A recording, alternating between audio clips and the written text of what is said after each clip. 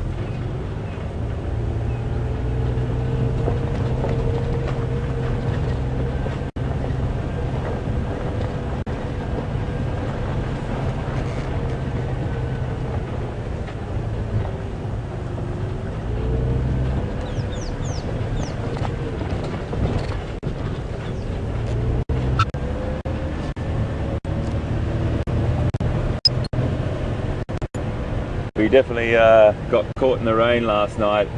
I wish I could have taken a photograph of it for you. Because this vehicle doesn't have obviously any windscreen or windows, we were driving off the reserve last night for a little bit. We had a tarpaulin over the tops of us. Well, the crew did. I had nothing over the top of me because I was driving, and I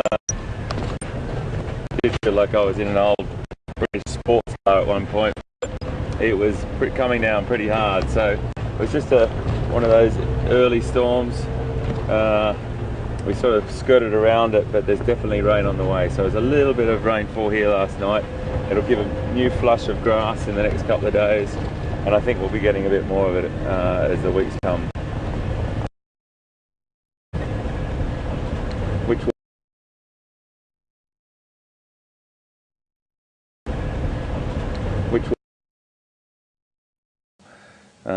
I definitely will find a kudu bull for you, an adult.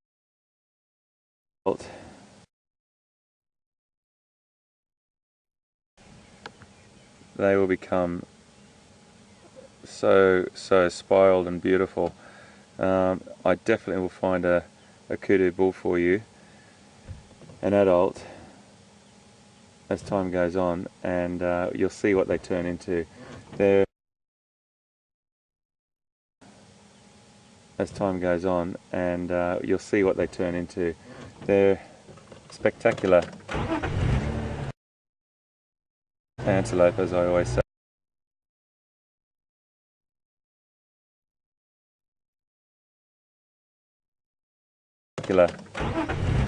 Antelope, as I always say.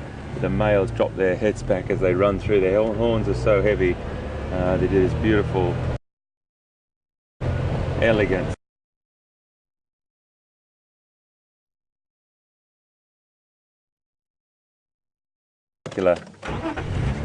antelope, as I always say. The males drop their heads back as they run through. Their horns are so heavy. They do this beautiful, elegant sort of a run through loping run through the wood. There's a nice little herd here.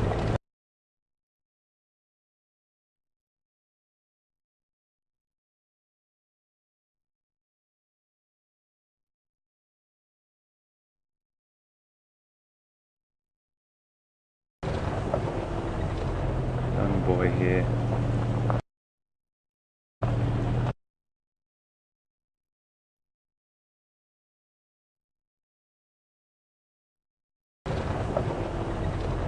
Young boy here.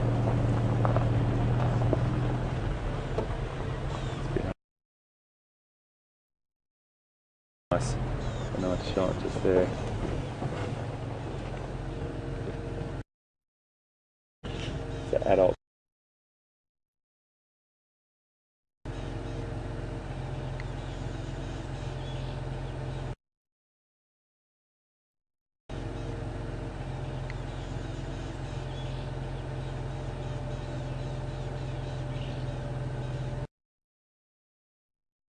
Away there.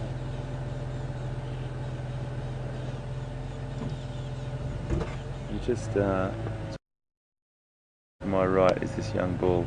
He's staring at us from behind it. No, he's off. He's off. Away there.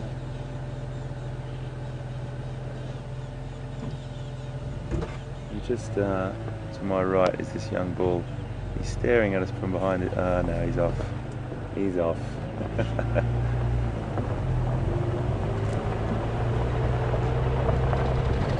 Leopard will hunt young kudu particularly, and even a female.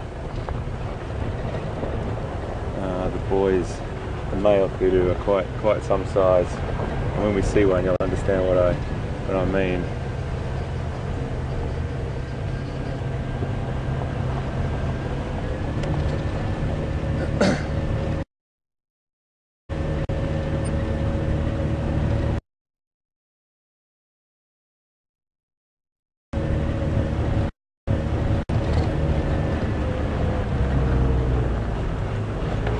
As I said yesterday, I'll show you I'm sure many people have seen my horns on a bull giraffe compared to a female. It's quite interesting to see as well. So we'll keep our eyes out for one of those guys this morning. Keep our eyes out for everything really.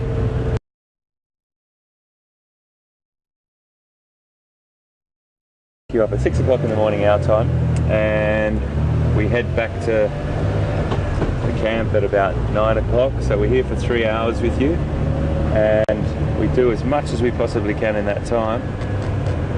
And just head down, have a look at these dams that we stopped at yesterday. Wild dog.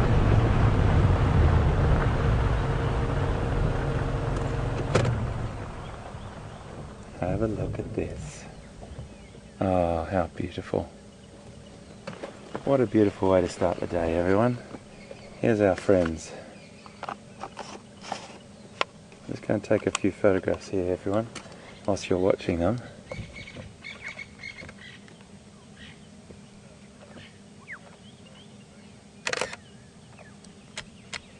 Absolutely superb. Oh, look at them.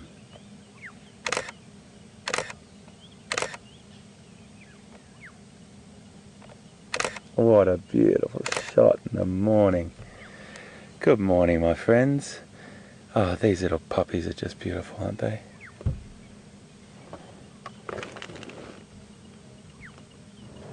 I just want to tell you, my friends, we are on the hunt.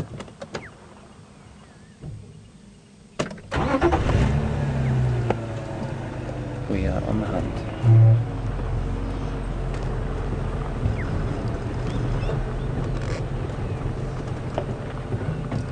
Alpha male at the front there. Stay with these guys. That's okay with everyone. Oh, what a fantastic start to the day. Look at those little pups. But look up on top of the termite mound. Wow.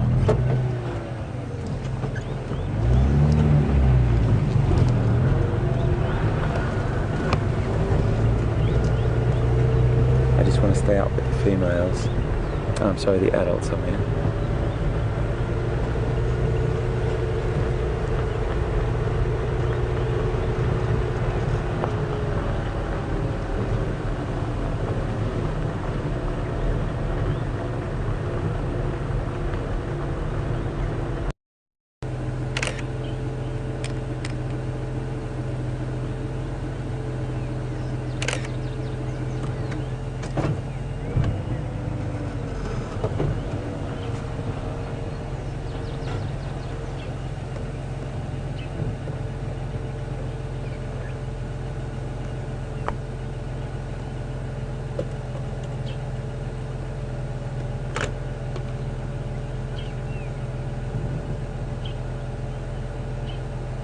Folks, we're just going to stay with these pups because the adults are on the hunt and it's very difficult to follow them through this thick bush, so the adults will be called in, call in the pups or come and get them when they've had any success. So we're just going to stay here for a little second. Oh, this is going to be tricky. Okay, let me just go along this road here.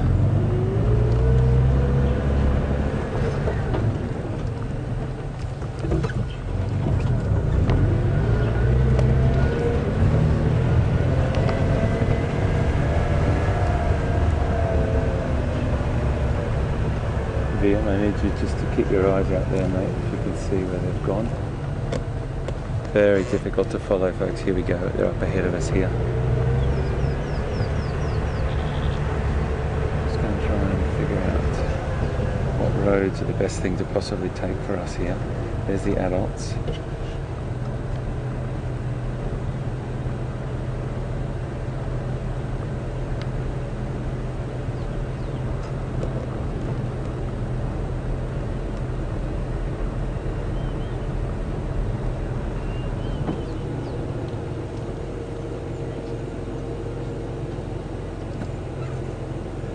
Everyone's still here.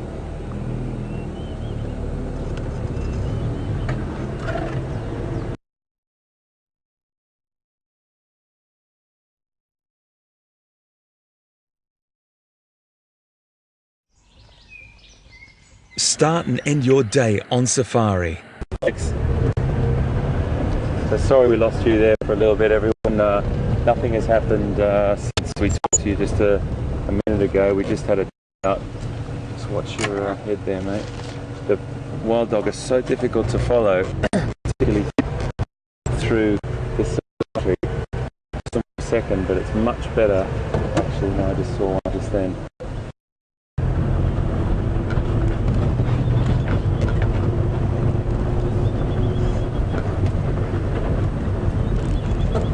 Turn the car off for a second. Have a listen.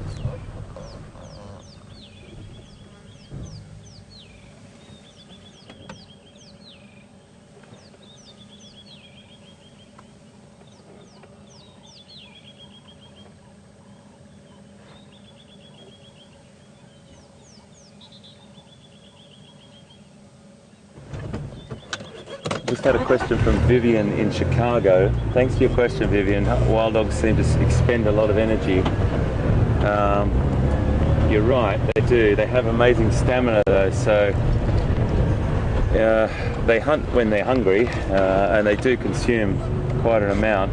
We saw them hunt the other night with that impala, and they potentially hunted yesterday, but they may have had the day just resting and digesting, and now they're definitely on the hunt again this morning. So every couple of days, depending on the size of the pack, but there's going to be more food and consumption needed for the puppies. Goodness me, it's through here. I can't drive through that. I'll just never keep up with them through that. And they're on the hunt as well, so they're running. And when they start running through that sort of terrain, we're in really serious speed needed to keep up with them. All we can do is do our best here.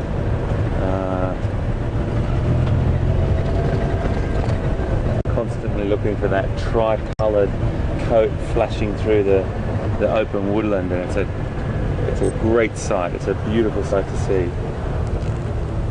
I think we're going to turn around and head back, guys, and try and see if they were back in that area again. But sometimes what they do is they go in and then they come out. So they definitely haven't come this way. Just need you to hold on, everyone.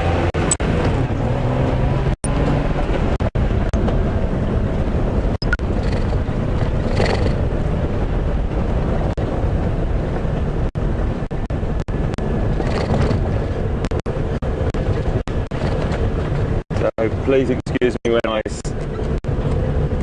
I'm listening to two radios at the same time, and making sure you keep informed, most importantly.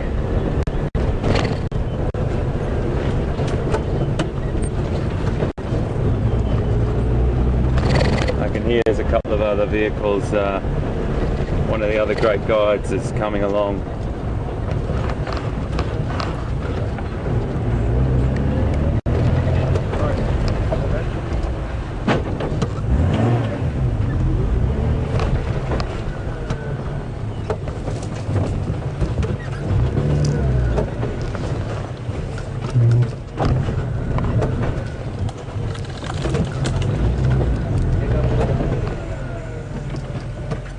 Wow.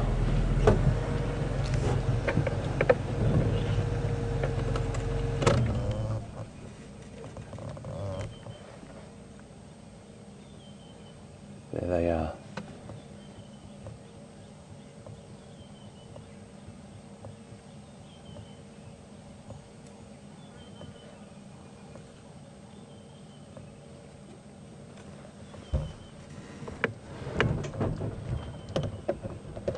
They're on the hunt. So a little bit better for us just here. The puppies are into it.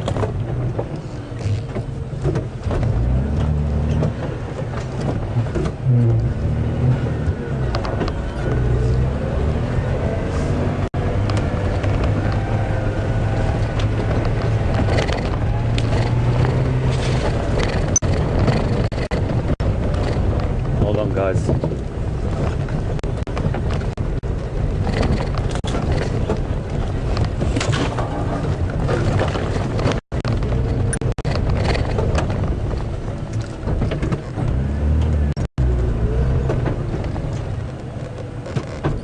I think I'm going to go around. Just moving too fast to go through this country.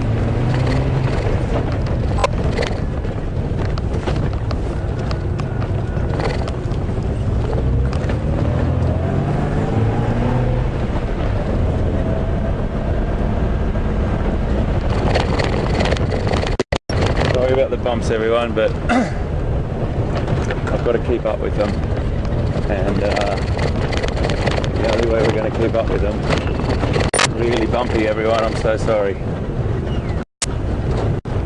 They've gone through this direction, and we can go down to this cut line here, the main road, which is what they're heading that direction, and this is the only way that we will keep up with them. These dogs travel at immense speed and their stamina.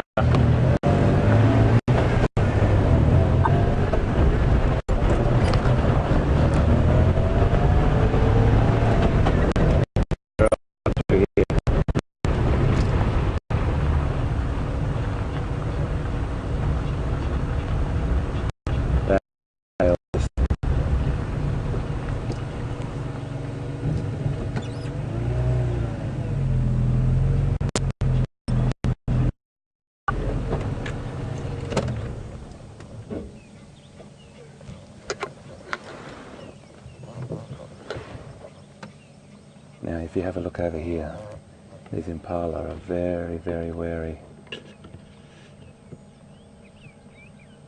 There's a new impala lamb just there as well.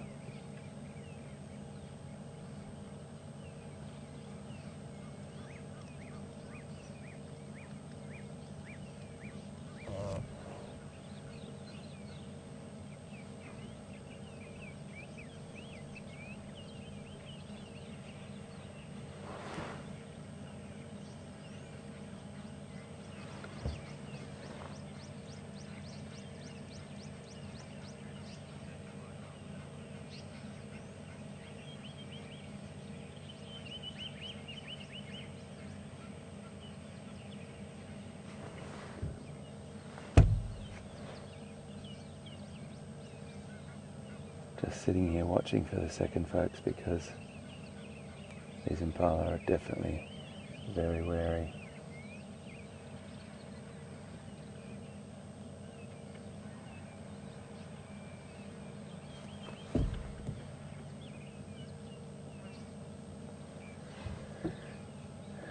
I'm just going to sit here for a second.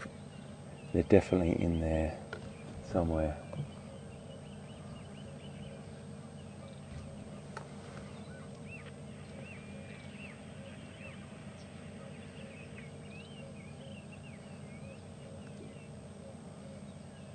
We're just going to stay with this for a second. I think Yeah,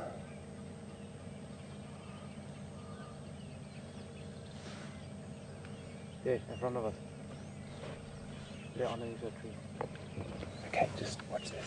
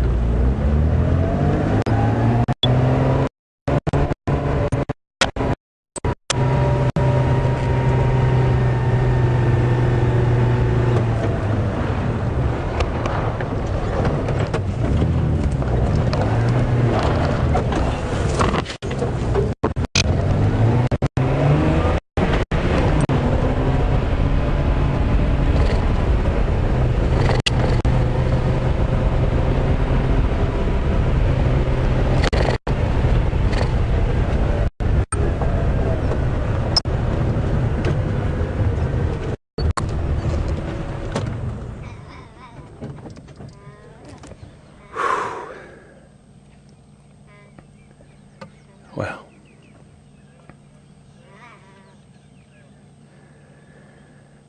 This is quite incredible, everyone. This is wild dogs like I've never seen before. They are just the most formidable hunters, and we just got it again. A wild dog kill.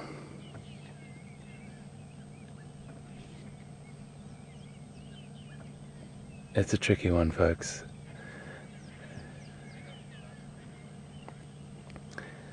This is a impala lamb, and they're just starting excuse me, to lamb. They're dropping their lambs, and this is one of the second ones we've seen, and they do fill a huge part of the food chain for these predators. They're important parts of the cycle, and the wild dogs can pick them off quite easily, but he's got this and he's now looking around for the pups. They'll probably be coming in at any second. He might take it to the pups, I'm not sure, but they'll probably turn up at some point, or he might just polish this off himself and see how he goes. But he's looking around for them.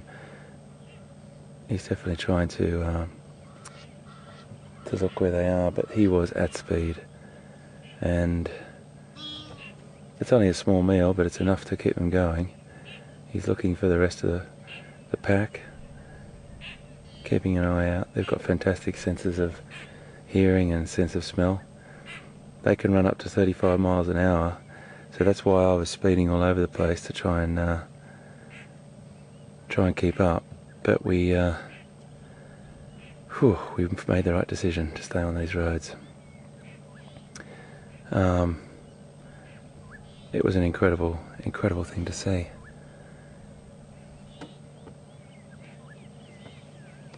I'm just going to call a couple of the guys to let them know.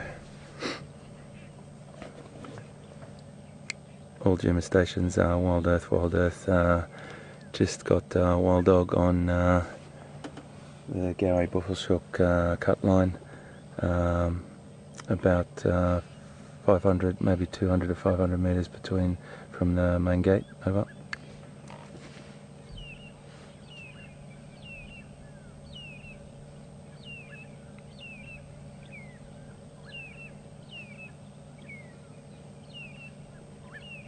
Now, there's an interesting thing that will happen when he gets back to the pups. If he consumes a lot of this meat, they will do this absolutely incredible begging, and also other females, and there's nearly a competition for begging, to the point where it'll make him disgorge some of the meat that he's eaten for them.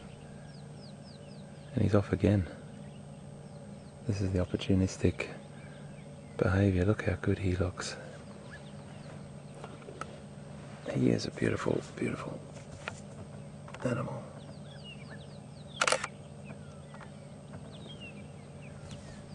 He's looking for his pups. The interesting thing is he has to keep going with this, because if he doesn't, there's going to be another predator that comes. Get a little bit worried about that, or we might just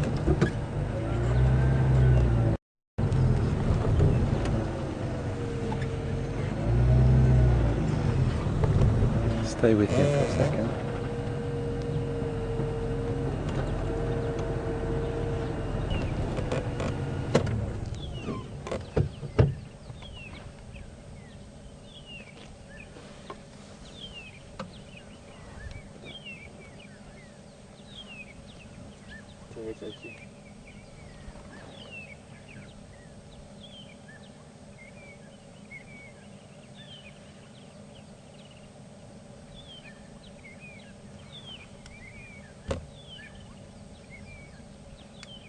Yeah, I'm just on the Gowrie Buffleshoek cut line. The vehicle you might see as you drive along, it's about maybe 500 metres from main gate.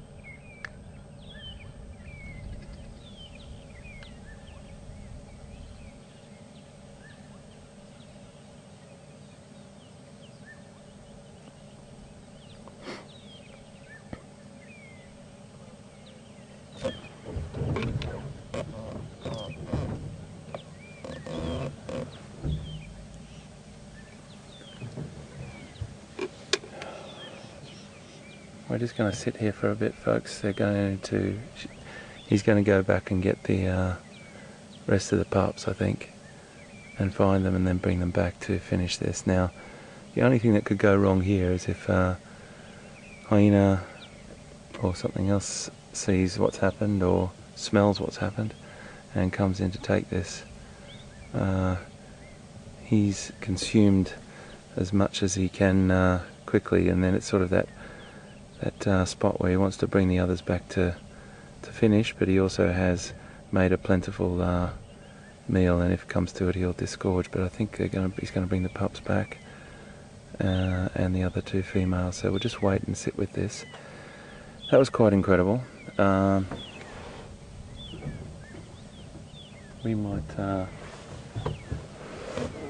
just try to call the other guys up to see this, but the radio's breaking up quite badly at the moment, so we'll just sit with this. That was an incredible start to the morning again. 35 minutes or 40 minutes in, we've already seen a wild dog kill. Okay, let's go over and see what's going on here.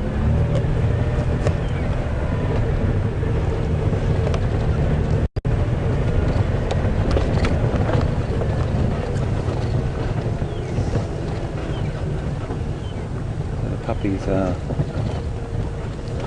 all over here. But caught between a rock and a hard place here. The pups are all over there having a meal, but then the adults are coming back. So I'm going to stick over with the because the pups are all going to come as well. Beautiful, absolutely beautiful.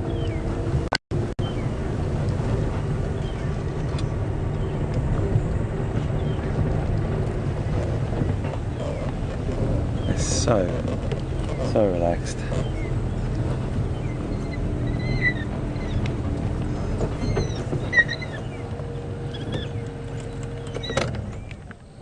Now this submissive sort of begging, nearly getting underneath the other animal.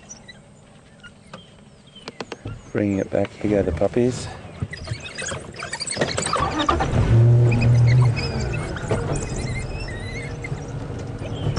Let me just go around here for you.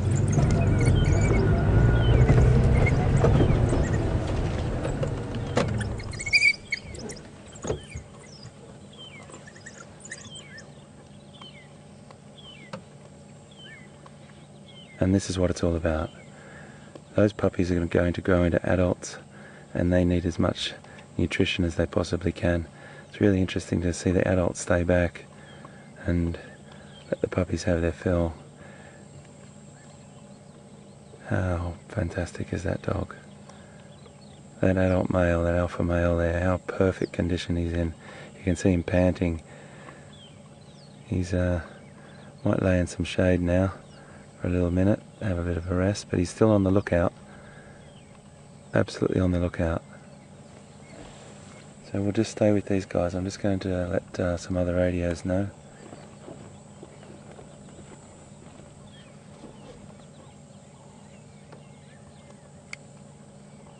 All stations. Wild Dog, I'm still with about 500 meters from main gate. Just let me come back to you.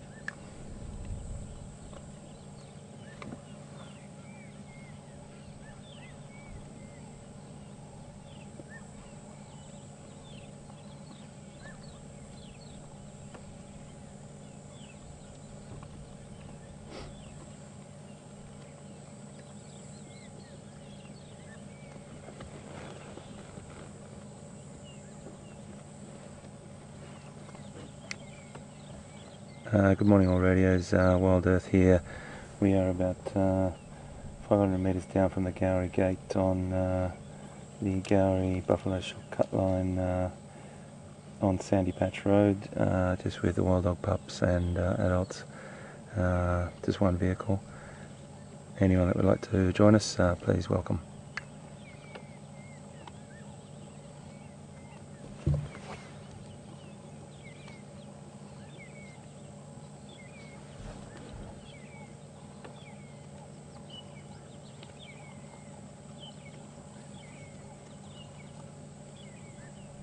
Cleaning that, really cleaning that.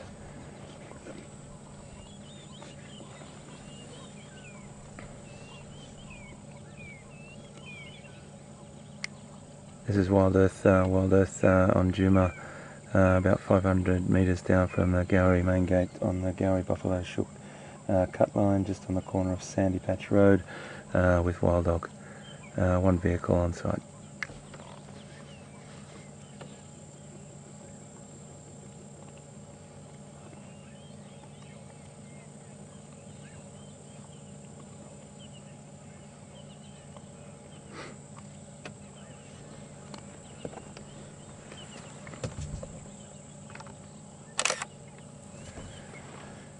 Just got a message from John from Stamford.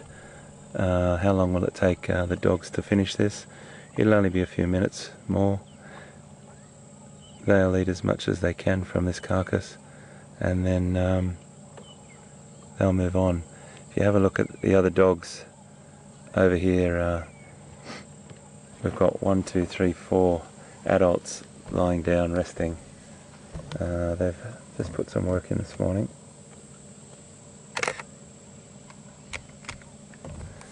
And they're just resting and let the pups feed.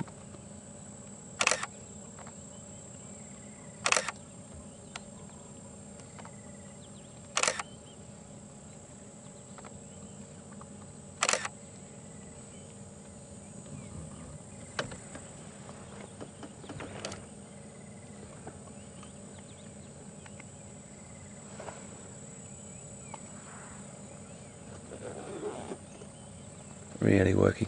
And if you have a look at that, there's no competition there. There's no commotion. They're all getting into it, getting on.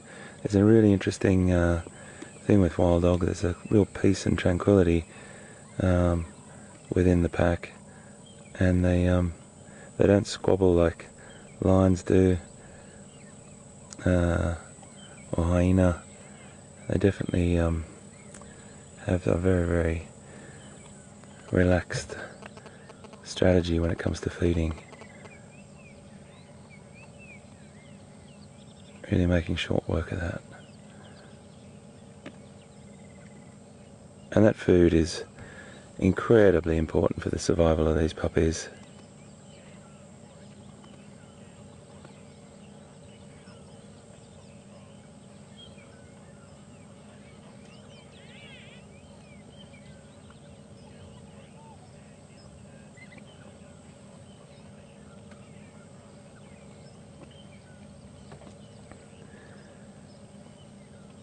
We just had a question from Gail from Warwick in the United Kingdom, and she wants to know how old the puppies they are. And we have it on good information from one of the wild dog specialists around here, Grant Beverley, that these are about 4 months old. So just when I said there was no squabbling, that's a bit of play more than anything. And a little bit of squabbling about the last bits, I'm sure.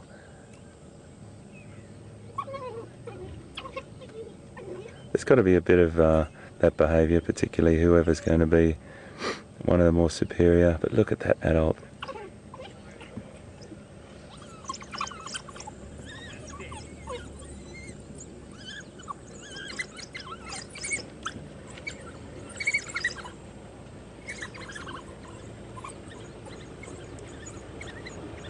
Morning, buddy. How are you, mate?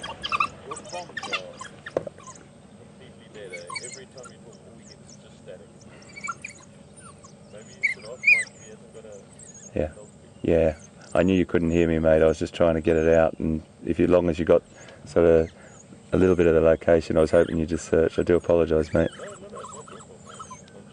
So frustrating. I couldn't hear. I can hardly hear anyone on it as well. I'm going to have to check it out at lunchtime.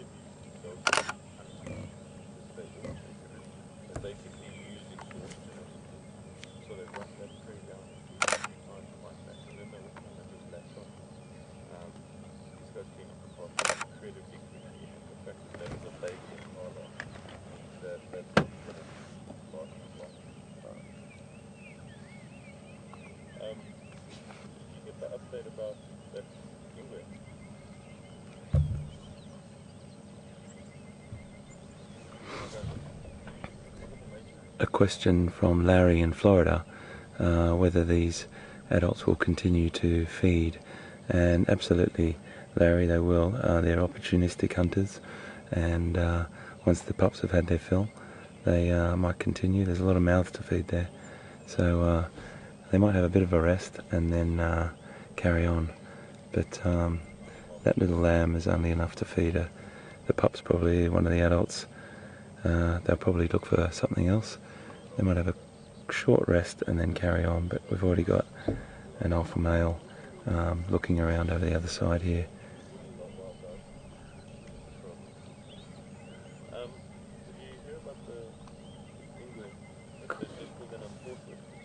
No, I didn't, mate. My track is this tracking track that are also crossing me. If you drive down Cedar Cut Line, he's left a bush willow branch on the road where the lines are going.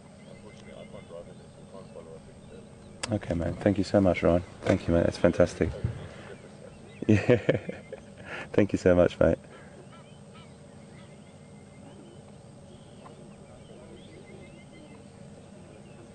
So healthy.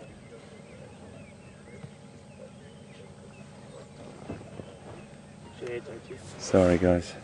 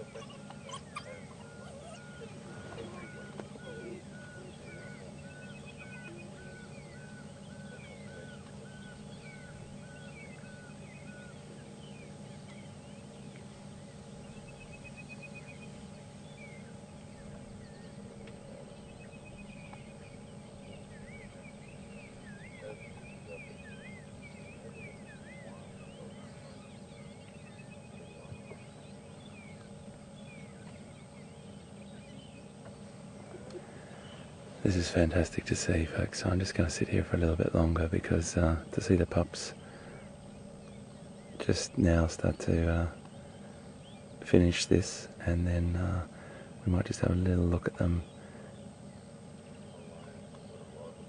in the shade over there, and then we might leave this and move on, because there is word of some more. You can hear that submissive begging from that little puppy there. There's also some word of some tracks of lion coming onto the reserve, so I'm going to head down and have a bit of a look for that. That's just great.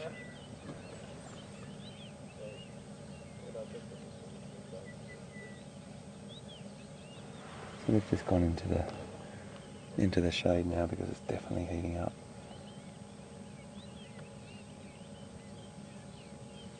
We've got some really big buffalo just coming up behind here, which I'll let you, they'll probably come into shot. But you keep on the dogs.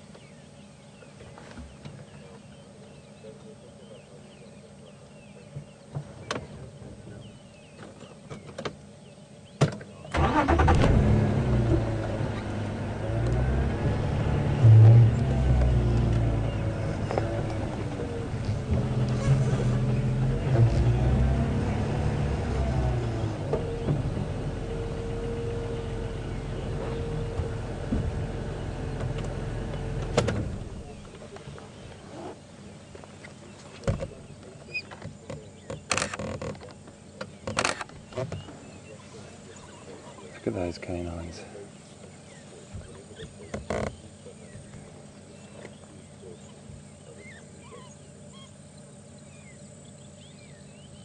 Interesting. There's a big a lot of buffalo males coming down here, but we'll see what happens. They're definitely not in any trouble from the wild dog, these big boys. But it'll be interesting to see what they do.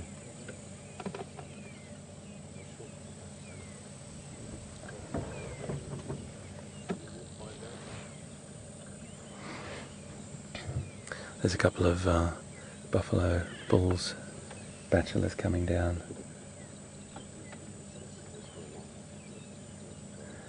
And here comes another. This is one of the other adults who's just been off to have a little bit of a look around. It's really lovely to see.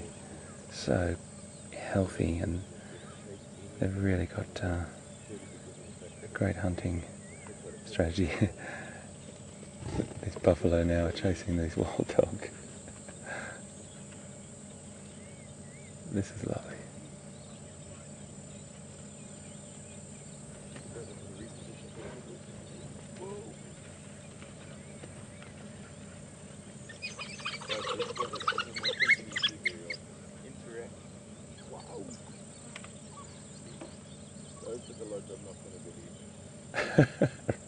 Ryan.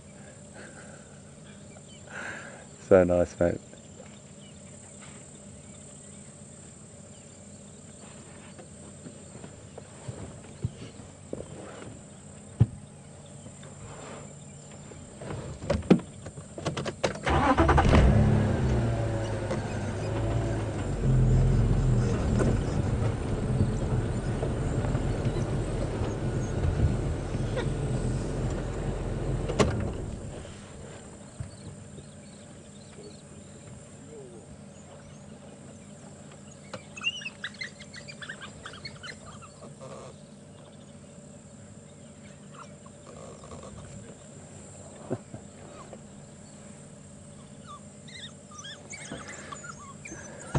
They're just tacticians, they really are.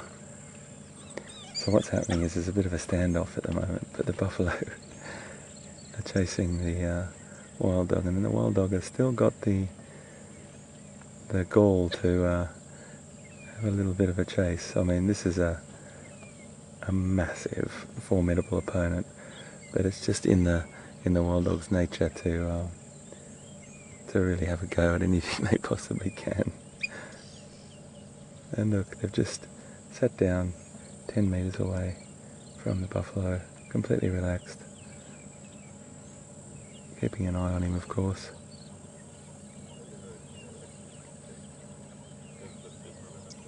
But 4 dogs like this would never take on a buffalo like that. There's a lot of there's about 4 other male bachelor buffalo coming down. Very, very chilled, just keeping an eye on the wild dog. It's just that natural predator-prey thing.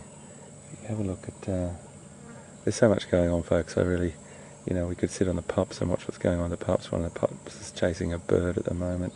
We've got the buffalo over here with the adults. So I'm just going to talk you through what's going on that you can't see. And just know that there's this we're sitting with a fantastic pack of wild dogs, 6 puppies and 4 adults that have just had a successful hunt.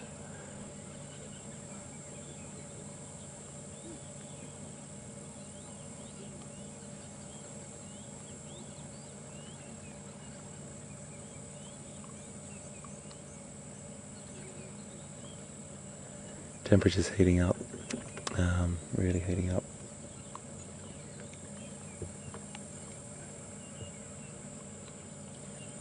Just a little bit of a standoff at the moment, but no one's really that phased. I think the wild dog have just got it in their makeup to chase anything they possibly can and look for the opportunity. But these big boys are definitely off the menu.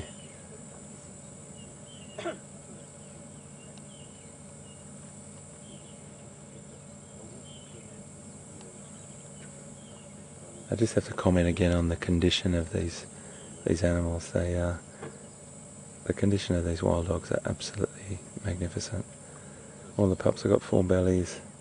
The adults are in really fit, perfect condition, and that just means that there's a great supply of food here for them. And I can't believe that the luck was with us this morning. I tell you, absolutely with us.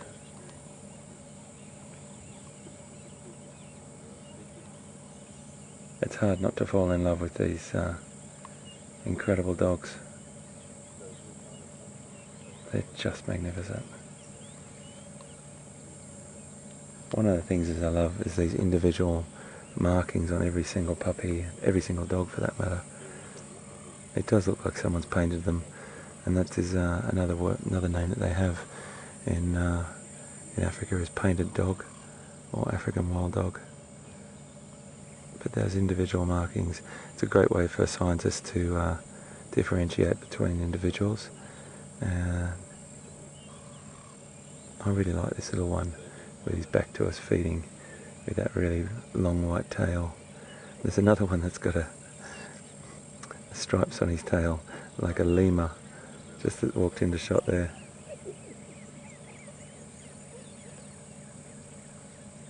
They're beautiful, aren't they?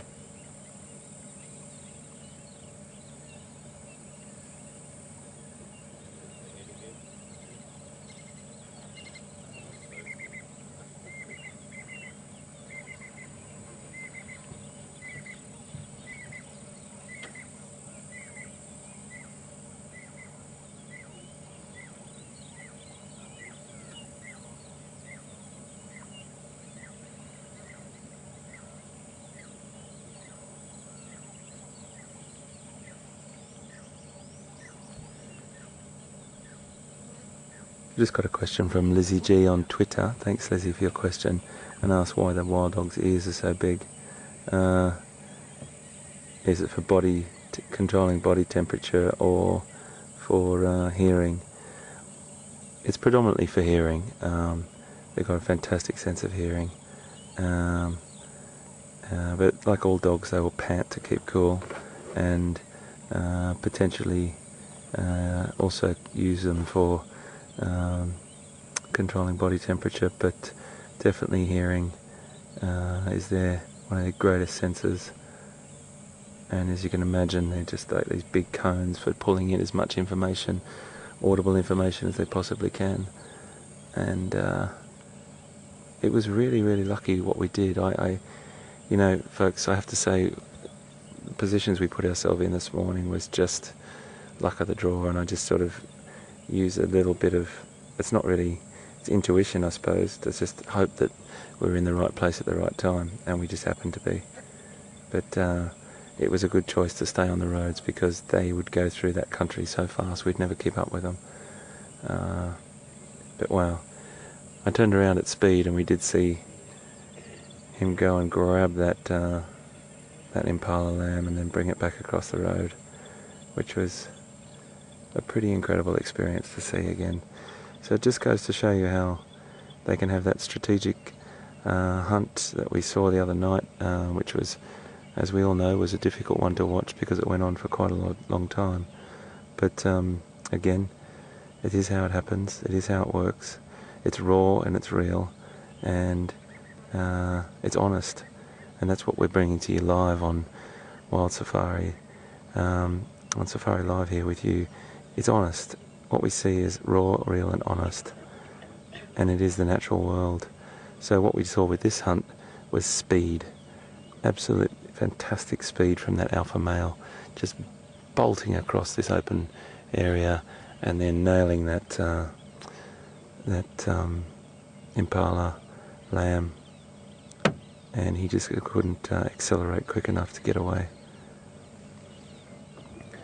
I'm just going to roll down a little bit further so you can see the pups a bit better from behind that bush.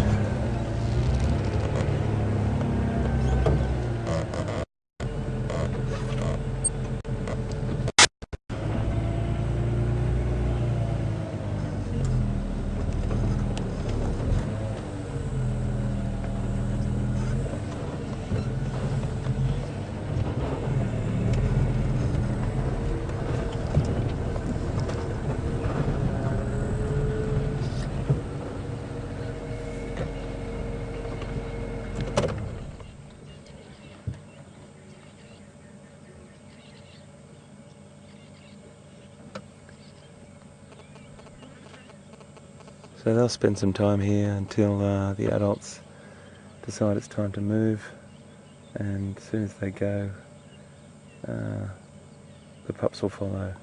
At the moment, over in the background, if we just pan across a little bit, I'll just try and roll down a little bit. You can see some of the adults have just laid flat on their backs.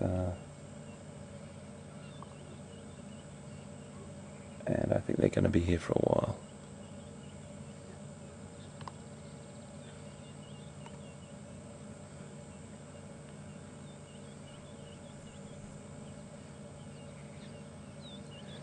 So I think we might move on and see what else we can find.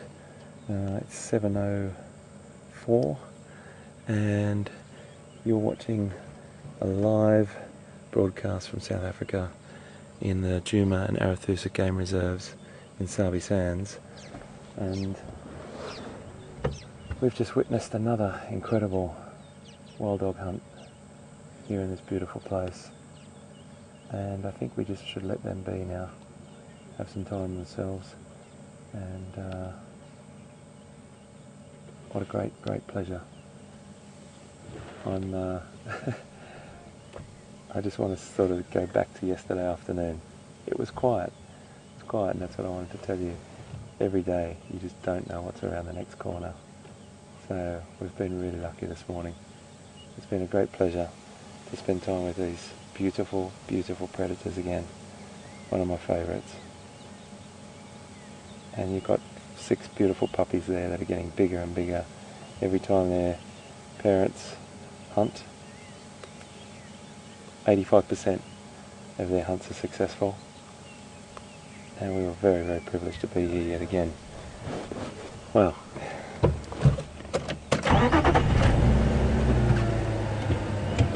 a good start to the week.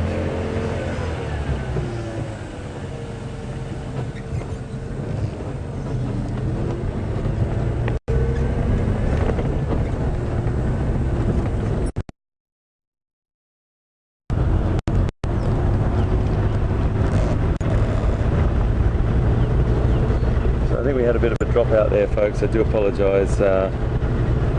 We hit these little flat spots sometimes. Topographically, there's dips and dives in the land, and we lose our signal now and again. But I'm not sure where we got up to. We've just left the Wild Dog, which I just wanted to say to you was another absolutely incredible morning. Words, I'm speechless sometimes when I'm around those animals. And I just want to say, you know, everyone, it's hard to watch sometimes, and I really respect that. And I know that some people don't or can't handle watching the kill part, and that's okay. But it's a part of the world that we have to accept, and it's a natural world. And I just sort of talked about it a little bit before. It's raw, it's real, it's honest. Everything that we bring you is the honesty of what happens in the natural world. And there's a food chain. There's a food chain, and those apex predators like wild dog and lion, leopard, cheetah, they're at the top of that food chain, and they definitely just displayed that to us then. Just to recap, if you've just joined us and you missed that,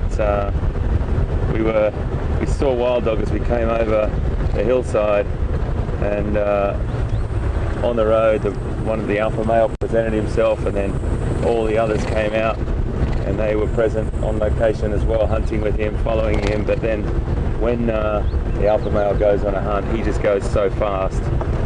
He spotted that impala lamb. We were sitting, fortunately, watching as well, predicting that that was going to happen, because I was just watching the behaviour of those impala, and they were really, really concerned. You could just see by their posture and their silence and their stillness.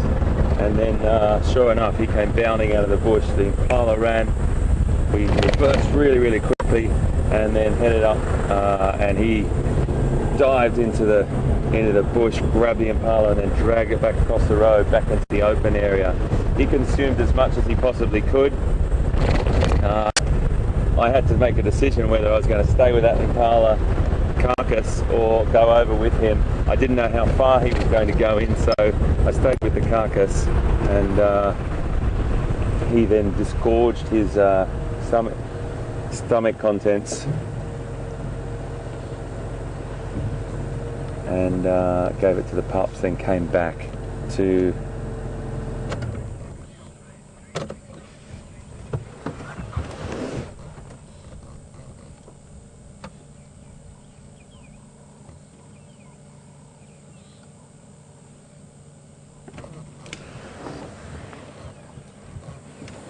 So we've just stopped here with these two elephant bulls, and this is a beautiful, beautiful bull.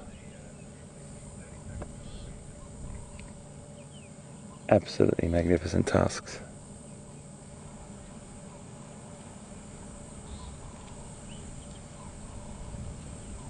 Gosh, they're beautiful tusks, aren't they?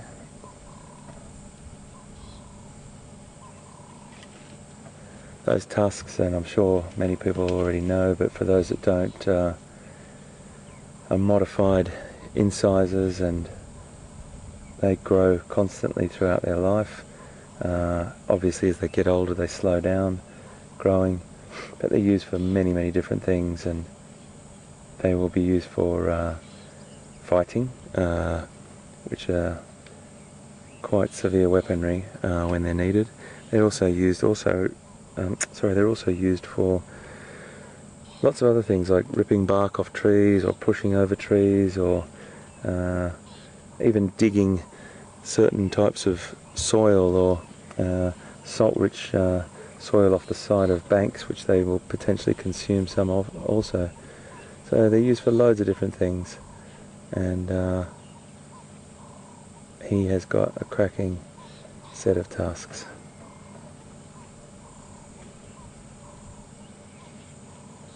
So we're completely fine sitting where we are. We're probably about 30 feet from this elephant, and he's completely relaxed with us, flapping those massive ears to regulate his body temperature on the backs of those ears. We have mentioned it before, and we don't always get a chance to see it, but just give him a little bit of space here. If he wants to move past, he can. And they will regulate their their body temperature with those network of veins and capillaries behind the ears, and wash cool air over them in the shade of behind the ear. So it's a really great cooling system. Oh, he's a beautiful looking individual, isn't he?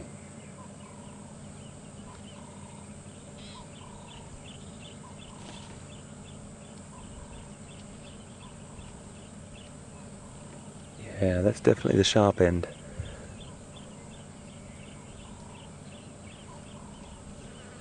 There have been some instances in some national parks in South Africa where elephants have taken on other animals, and they will use those tusks as well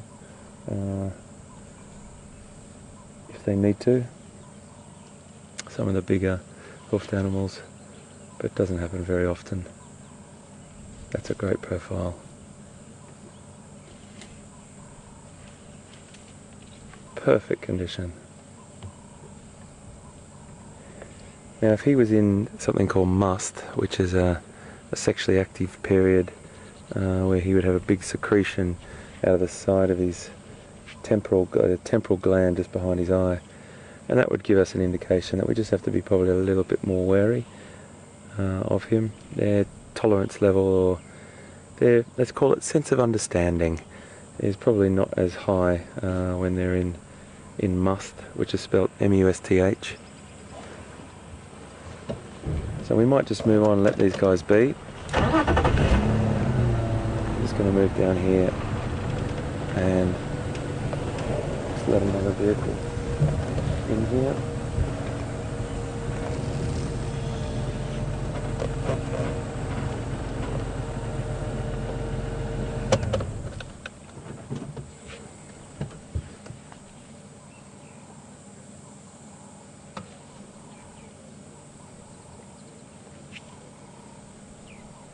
The two males, they'll be trailing the herd potentially at the right time when a female is in season or in estrus. She will be able to be tracked by a male through scent, and they will sort of tail the end of the herd. They'll just stay back, stay their distance, and then when the time's right, he will head on into the herd and do what male elephants do well.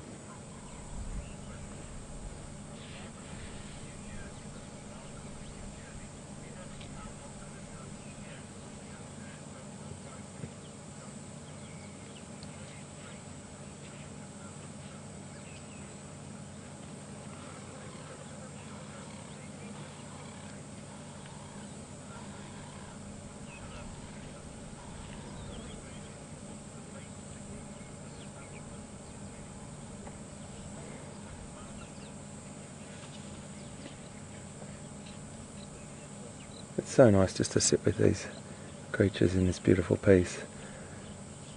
And this is what wildlife viewing is all about, everyone. It's being in the presence of these incredible creatures and not changing their behaviour at all, just having the privilege to be around them. I just got an email from Marco in New Jersey. Thanks, Marco, for your email. And you were asking how long can elephant tusks get. Well, it's not uncommon to get 5 to 6 feet in length, but the key factor of elephant tusk is measuring them in weight, and they over 100 pounds is a good tusker.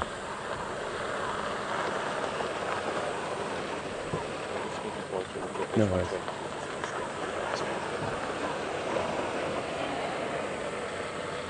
Just had one of the vehicles, a fantastic guide, Ryan from Arathusa, has just sneaked past us very politely, just rolled down the hill, and that's what it's all about.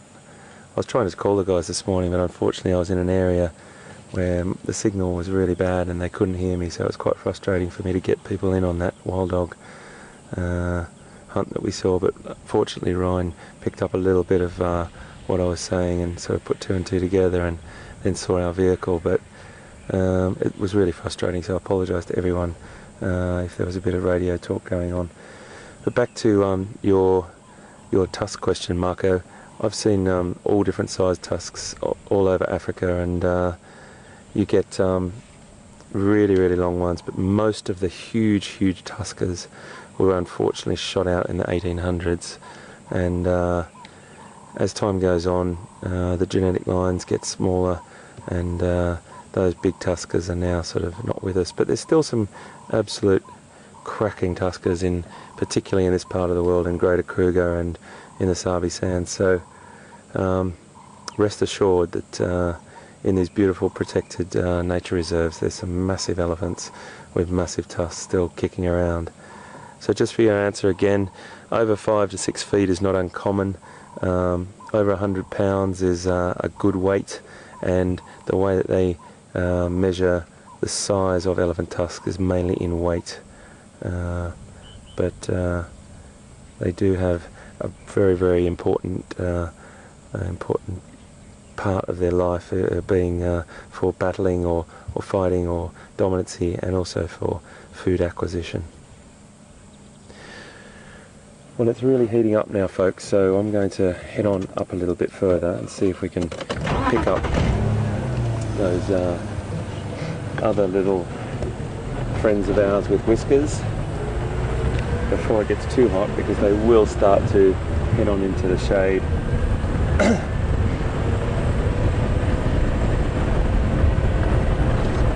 We're dropping down into a little dip here, so we might lose you folks, so please stick with us.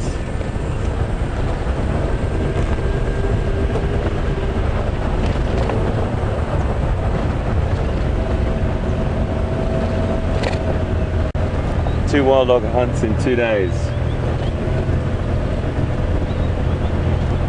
I waited 10 years before I saw my first wild dog hunt,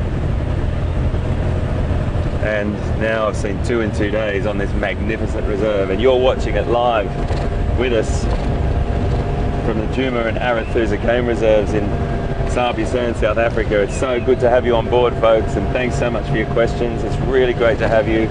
I can't tell you how exciting this is for Peter and I to be able to do this. Pete's done it for many years, and for my first time broadcasting live to you from on safari, I am absolutely hooked. It's the most fantastic thing I've ever done.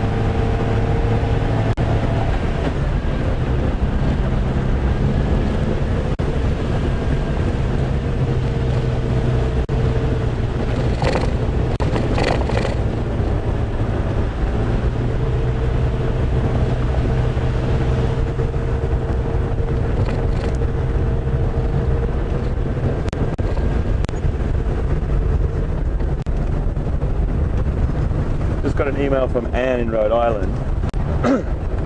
Excuse me. Hi Anne, thanks so much for your question. You wanted to know how many pads an elephant has under its foot. Well, actually, Anne, it's just got one big fatty pad.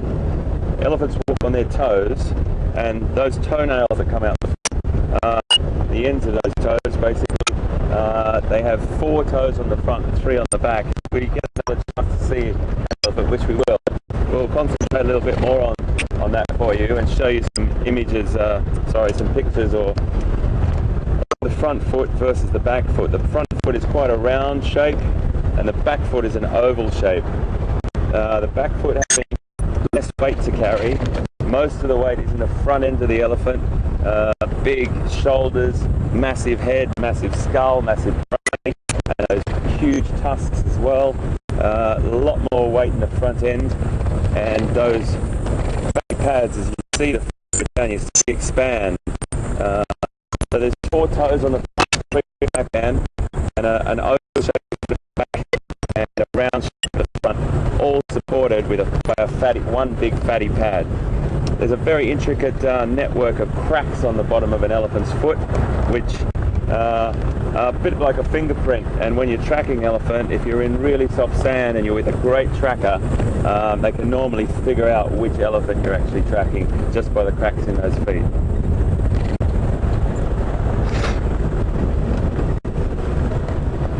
Some lovely zebra off here. Just standing in the shade there.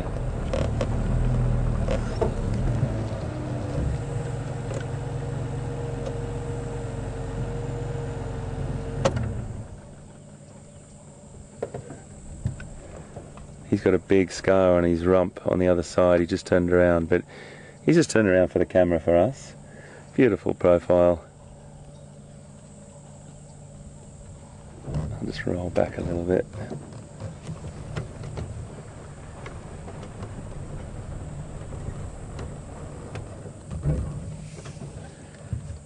Gosh, they're a beautiful creature, aren't they? That is one of nature's finest designs. No other animal really in the hoofed animals of Africa have got such an incredible design as they have. Those coat markings, you know, I'm sure everyone knows they're all individual, again leading on from the elephant footprint with just like a fingerprint to us. That's the same as the the zebra's coat pattern, all individually different and recognizable by the foals when they're born, and that's what imprints upon the mother imprints upon them, and the way that they can find their mother in a large herd. But these guys got a fantastic social structure as well, very communicative, a lot of face, a lot of signals from their lips and their face and their ears. So sight, sound and scent, the most important three senses to them in that order. That's a lovely, lovely animal. I just need to take a photograph of you, my friend.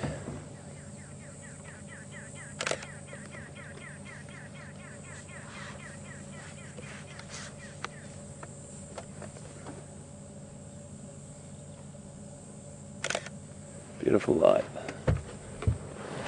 One more for me, my friend.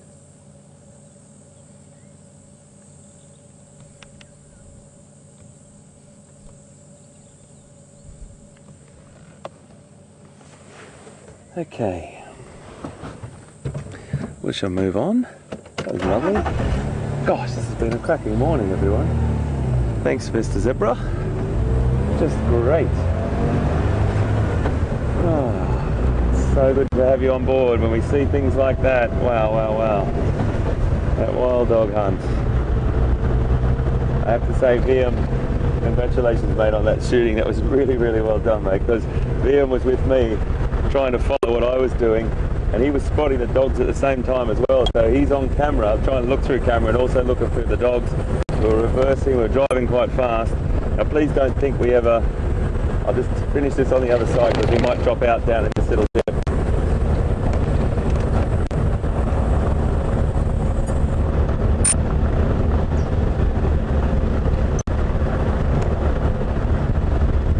Okay. We were driving a little bit faster than we'd normally drive. I had very, very clear vision. I always want you to know that I'd never ever put an animal's life in danger by driving fast at that time. We had great vision on either side of us, so I had a good field of view, and I just had to get into the right position with those dogs. Very, very tricky. You can make a decision to go through the bush. But when Pete and I saw the dogs the other day, we came across the pups and one of the females. Now they were just sort of sniffing around and just on the move. The other two animals that we found on the dam wall, they weren't with that pack then, they were off hunting. The ones that we were with were just all sort of messing about, a bit of a look around, seeing what opportunities were there, and that's when we came across that wild dog that was digging, looking for that porcupine. So in a nutshell, what I'm trying to say is we sat with those dogs and we could drive through that sort of terrain quite easily because they were just walking. This morning was a very, very different situation. As soon as I saw those dogs, I knew that they were hunting. The adult male, the alpha male, he was in a really sort of serious stride, and I knew that it was going to be quite intense, so we had to make a decision whether we stuck to the roads or follow them through the bush. Very difficult to follow wild dog through the bush. You just cannot do it if they're sprinting and you won't see anything. So luck was upon us this morning. and maybe if we made a different turn we wouldn't have seen that. So sometimes nature delivers exactly in front of your very eyes. I love it. I just love it. I'm going to stop in the shade here, folks. I just have to turn something off for a second, if you bear with me for a second.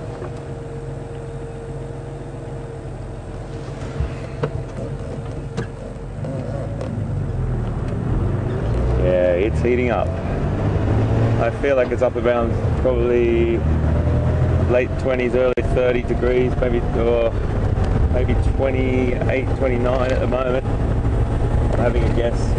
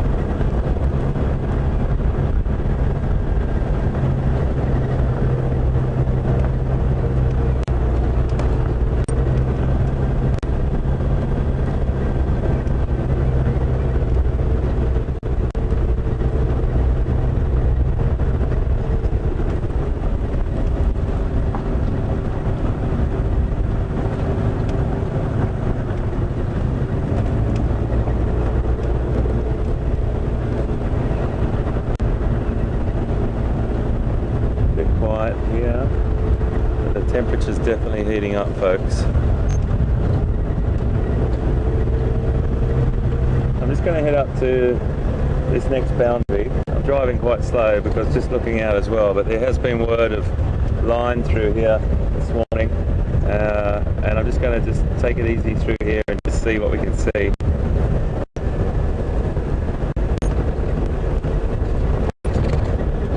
We just got a question from John on email. Good question, John. Thank you very much about zebra's coat pattern and zebra skin. John's asking, said he's heard that zebras have got black skin underneath their hair, and then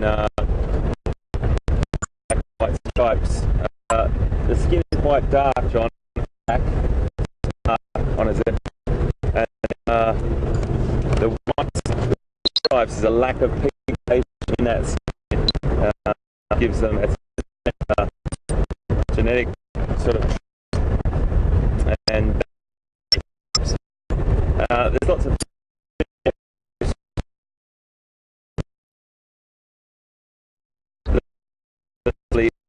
easiest to get your head around is that if you do see a zebra, of stripes everywhere, and one process is that run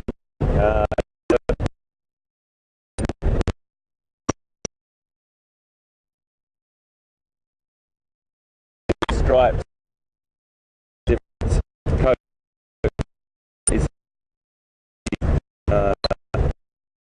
line.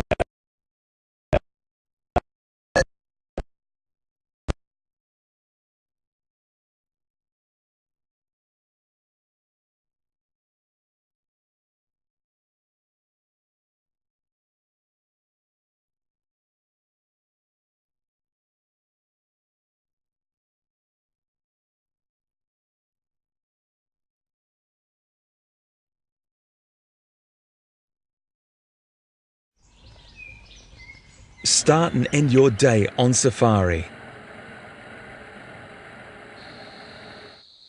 Every day.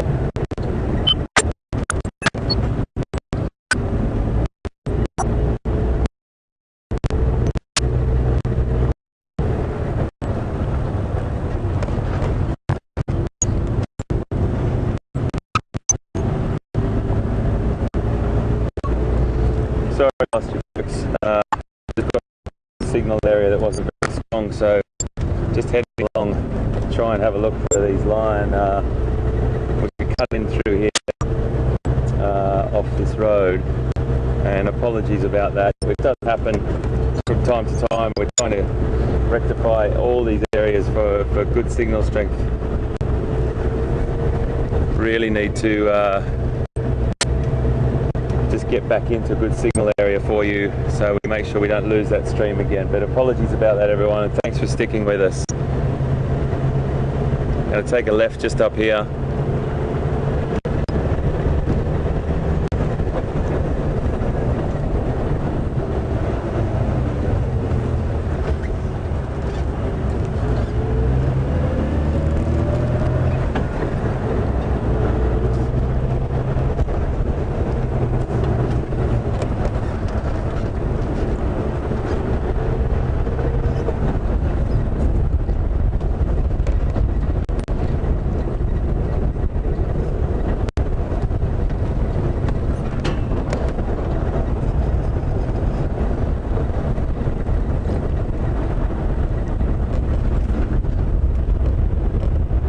So I think I should answer that question again about the zebra skin, and I do apologise if we broke up in the middle of that. I think it was John on email asked about the zebra skin, whether it was black underneath, and that's what gave the zebra its stripes. It's definitely dark, the skin's very, very dark, but it's the lack of pigment in certain areas of the skin that gives the whiteness to it. And there's a few different theories on why the zebras do have stripes, and I sort of talked about that one. I think you got most of it, about the breaking up of shape in a frenzy of activity if they were being hunted by a lion or another predator. And the other reason, I do have to say, people think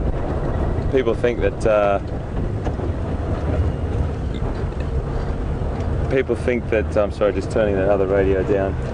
People think that there's no way in the world that nature would have designed a creature to have camouflage like that.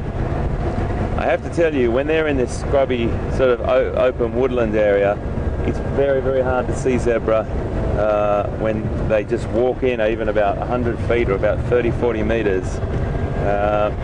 They will be very difficult to see, and I think that that is a good camouflage. I do think that zebras definitely use that zebra pattern is a great camouflage in certain areas. Obviously on the open plains of Africa it's not, but in this woodland area, when they're through this open woodland, I definitely believe that it is a good camouflage.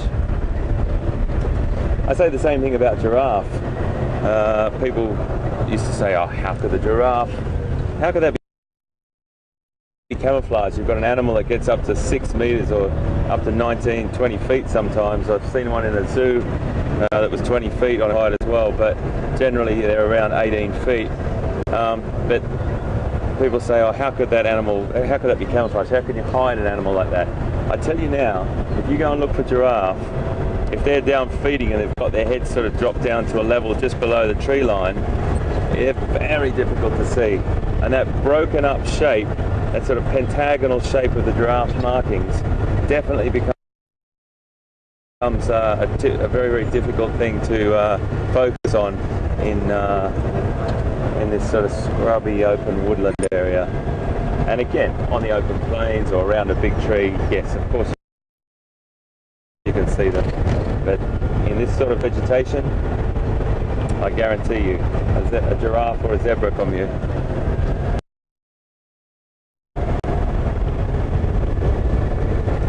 So I'm going to pop down into this area now we have a few little signal dropouts, so apologies for that. I'm just going to pull up in the shade here and double check on my map to see which is the best one to go down. I'm trying to get up to a particular location. So bear with me for a second. Just see where we are.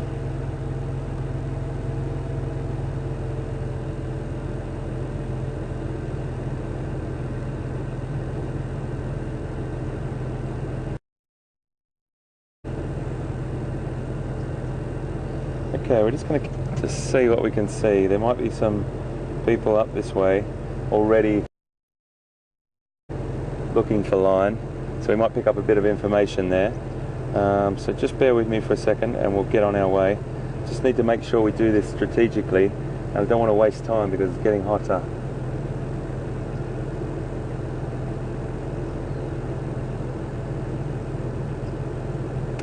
Okay.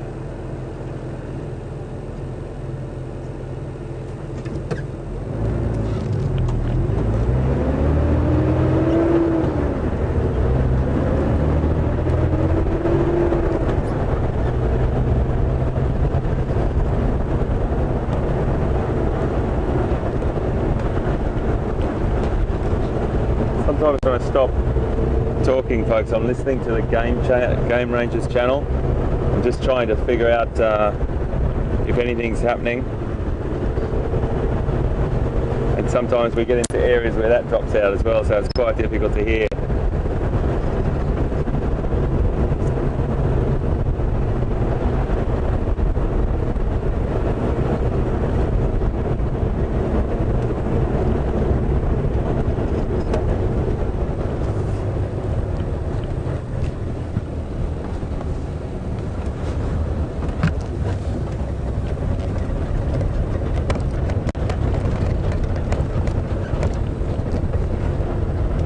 Looking to see if there's any lion tracks that have come across this road.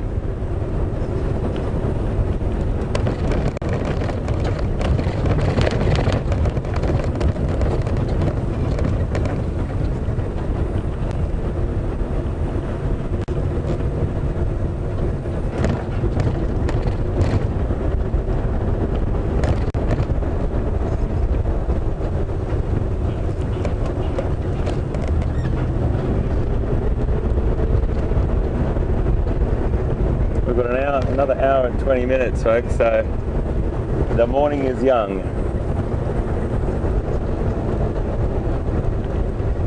But it's definitely heating up. Wow.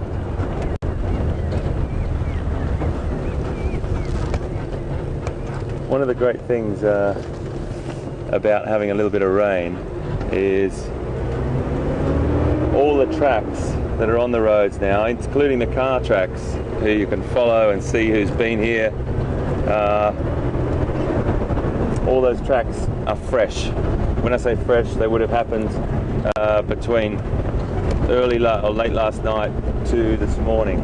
So you know that animals are going to be in the particular area if you see those tracks, because the old tracks have been obliterated by the raindrops, and you know that they're older. We were here when the rain happened, started last night. Just as we said goodbye to you last night, we had a bit of rain.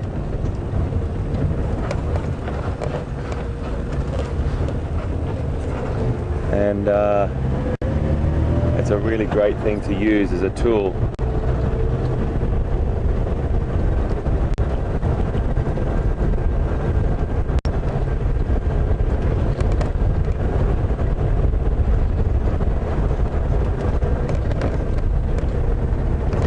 I'm just driving slowly through here.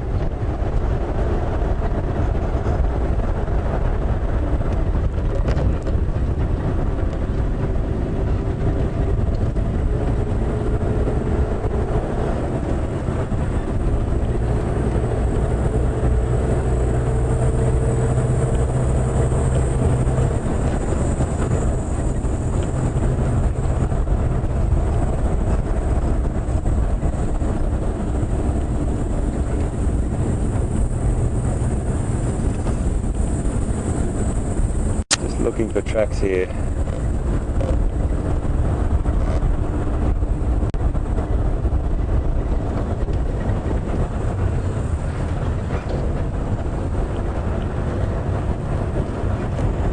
Just got a message from I think it was Lucinda or Lucia.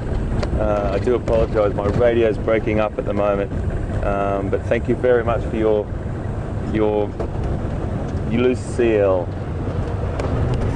Lucille, I do apologise. Hi Lucille, and thanks for your question. You asking what time of the year do zebras give birth? Well, zebras give birth nearly all year round.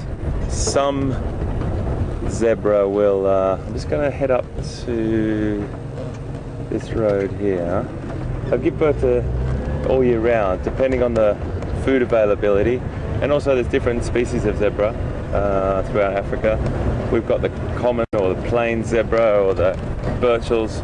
But what we do have to take into account is food is always the most important thing. So where there's abundant food supply, they'll breed all year round.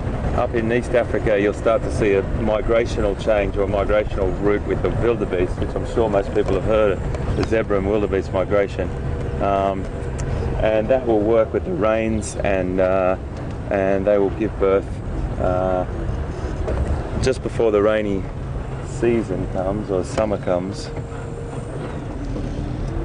Just going to keep an eye out down here, everyone. And the other thing that zebras do, they give birth and they shield their foal from the rest of the herd for about 3 days. And what that does is it imprints the stripe pattern on the youngster, on that foal, so he can recognize, or she can recognize their mum and make sure that they don't get lost in the herd. So they sort of keep them on the outskirts of the herd, shield them from the herd, so they're imprinting that stripe pattern and recognizing their mum. That could be to their detriment as well, because that's the edge of the herd is always a dangerous place to be, particularly for predators. Cheetah would definitely take young zebra, and so will all the other predators. But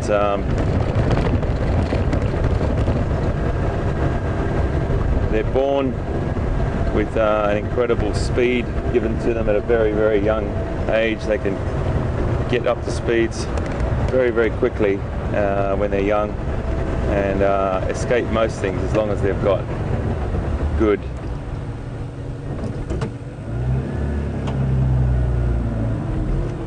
Can you see that beautiful creature going across the road there? Sorry, I know it's an invertebrate. We'll only get him for a second. That's a millipede, and they're quite big. Beautiful, beautiful big millipede that is an invertebrate, of course. Plays a huge role here with eating decaying. He's just had a bit of a, might be able to see him there. I don't think you can. Is it too low there for you, Liam? He's gone up into the bush. It's okay.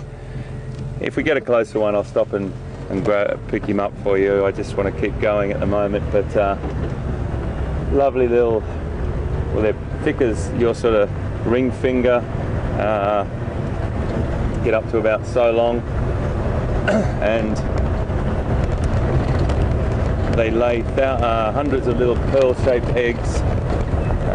They are an incredible player in the breakdown or decomposition process of decaying plant matter. So they play a huge role, but they're really fascinating creatures.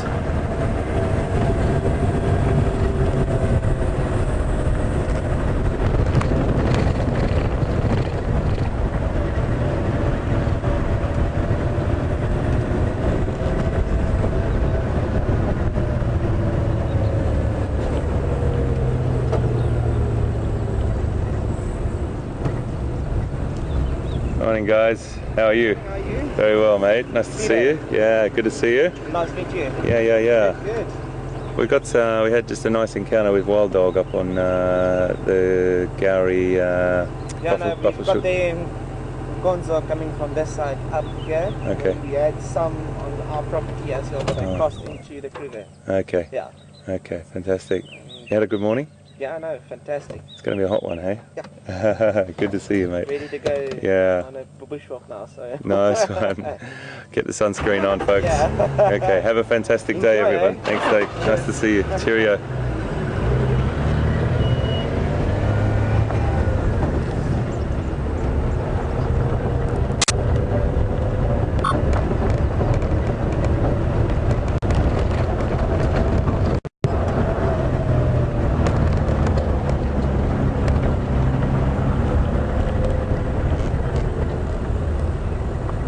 Hey folks, how are you, mate? Hey, good morning. How are you doing? Good, mate. I'm sorry if you couldn't hear me this morning. I was real. Did you pick up No, it's alright, good then. The comms are a little bit tricky in here. We just have Wild Dog on the other side there. Yeah. Yeah. We got some on our side as well. Yeah, nice. Okay. Nice. It's going to be a warm one, folks. Okay, screw you. Take care, guys.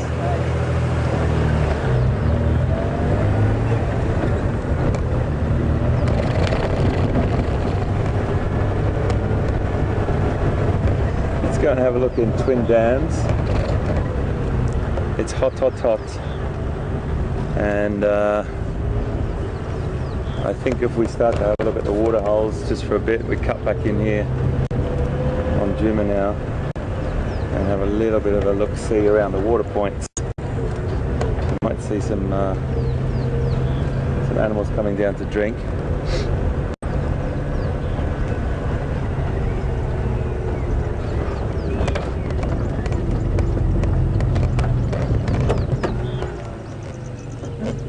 Well, that's not too shabby, is it? Some beautiful buffalo again.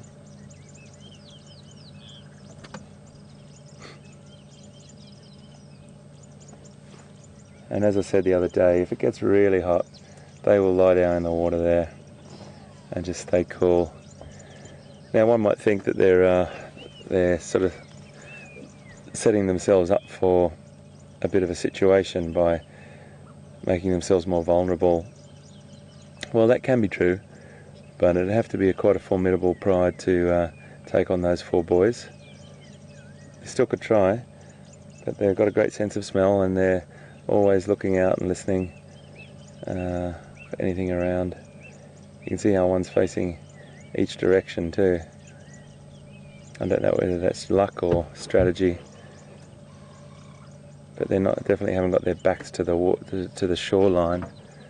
They've got a good view of anything that would come. The lines wouldn't cross the water.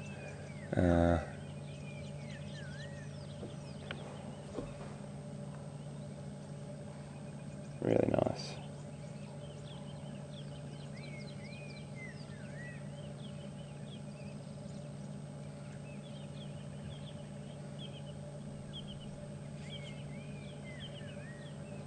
Some beautiful birds around. Just trying to get a good one in shot for you. This little character down in front of us here that's bathing. Hope he stays there before he's having a little bath. Just down in front of the vehicle. That's the Cape Turtle Dove. That's that one that does that beautiful call. That's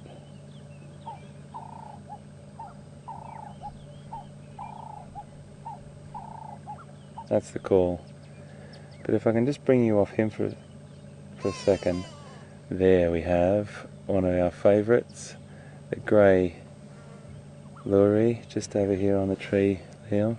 It's just flown up, and that's the bird I wanted to show you, and he's just let out a lovely vocalisation there. He's coming down to drink now, just at the water's edge. Beautiful. And that's a grey lowry or lurry, however you want to pronounce it. And he's known as a go-away bird. We had a question about it yesterday. This is lovely. Thank you very much, both of you. I've been waiting to get a good eyeball on both of you to show everyone. And I'll just give you the grey lowry. The call sounds like this.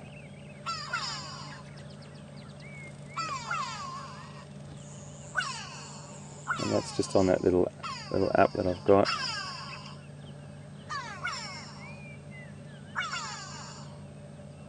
So that's the grey lurry and that little Cape Turtle Dove, and that Cape Turtle Dove is one of those, both of those sounds are quintessential Africa. Bird sound and call and song is really important to learn, because we do drive around sometimes like we did yesterday, and we saw some fantastic things still, but it was a little bit quieter than today. It started off with a bang today, folks, that's for sure. Wow. I'm still coming down from that. Oops, sorry about that. Museum, and then we threw him off the back of the truck there. Liam's got a fantastic safety rail at the back of the vehicle to stop me losing my co-pilot.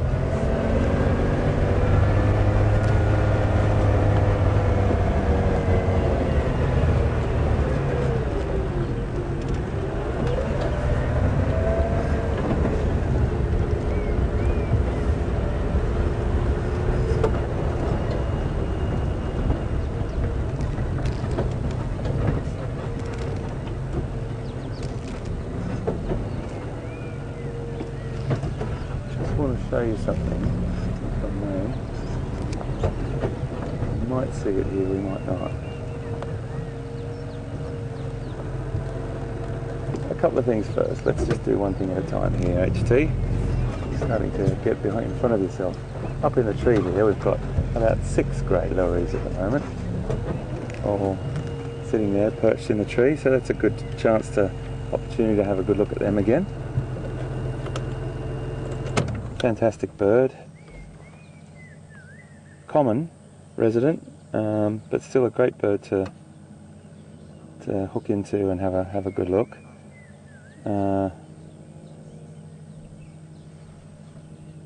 You've got that beautiful sort of more buffy grey and a short crest on the top there.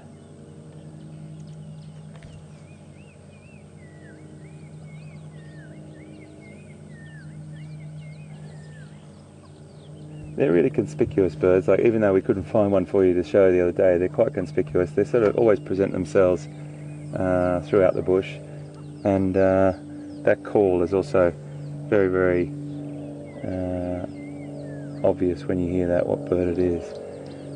The other question I just had, I just have to remember the lady's name.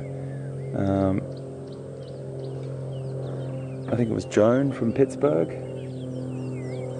I just want to find out. I'll just give Control a call. Control, who was the last question from, please?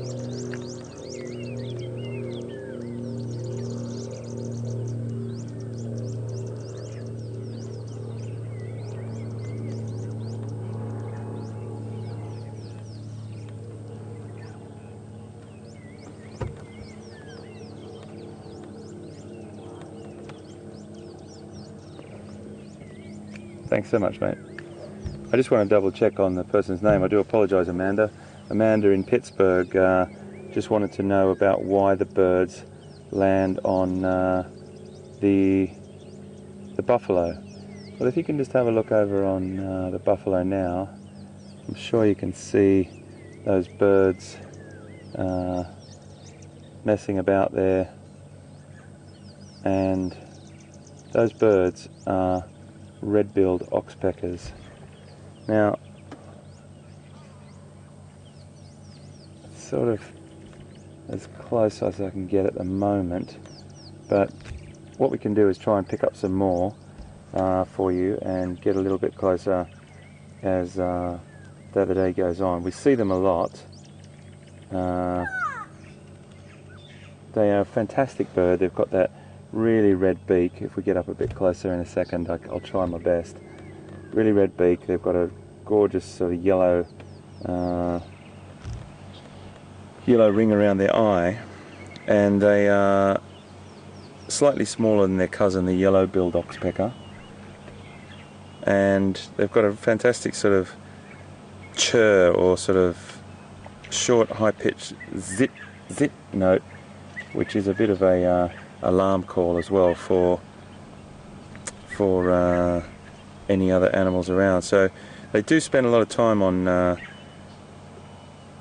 big, large ungulates or large herbivores, removing ticks, and they will be removing parasites from these buffalo as we speak. If there is an open wound on an animal, they will start to eat the blood, or drink the blood, for want of a better term, from the animal, and they really do use that blood as their subsistence or for their nutrition. So the ticks and all the other parasites, the blood-sucking parasites, they will eat, and that's basically how they survive. There's a a relationship that's with large ungulates or herbivores with the oxpeckers, and the oxpeckers probably rely more off the herbivores than vice versa, but they still benefit from it, and there's a nice one just sitting right on the back there. If we get up a little bit closer, Amanda, thank you for your question from Pittsburgh, we'll definitely try and elaborate on that a little bit more, and you can get a much closer look at them. But I don't want to go around the other side and disturb these buffalo and make them get up out of the water, because they look just too comfortable.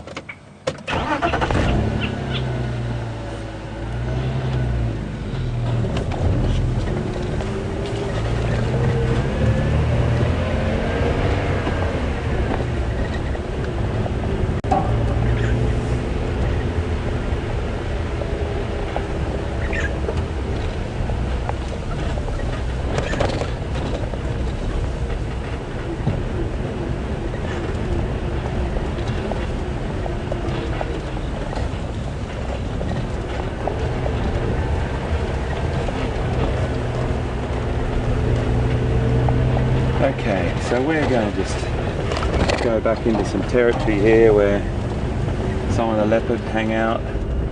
There's been a few sort of hunts over the last few days, so some of the younger leopards probably want an easier meal, and they may go to the centre of that if they're traversing a particular home range or territory, their territory. So we'll just see what happens there, but you never know, just driving along the roads at the right time, we might be lucky. It is definitely warming up. Definitely warming up. So we'll start frequenting some of the water holes. I want to go up and have a look at Treetops Dam as well. So we'll try and do that.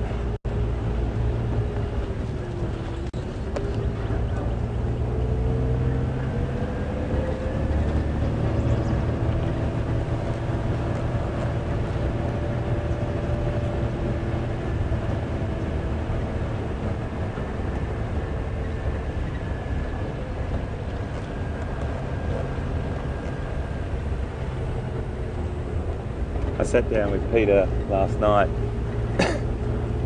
excuse me, and he's fantastic at sharing his identification tricks about the leopard with me, and really showing me what the little markings are that he picks up when he sees leopard. And I'm hoping I'm getting a better handle on particularly the three leopard that I've seen, Mbula, Karula and Quarantine. So I really hope I can find one of those individuals, or anyone else for that matter, in the coming days, or today, because I'm not being too greedy. I do have a bit of leopard withdrawal at the moment. I'll have to share that with you. I have to be completely honest. And I need to fix my appetite on that. But Pete's been fantastic. He's so great to work with, and shares so much knowledge about this area for me that he's been in for many, many years and come back and forth from. He's a superb guy, super fella to be around, just great. Always shares knowledge, and always just a friendly, fantastic fella. And I feel like I've got a new mate, which is a great feeling.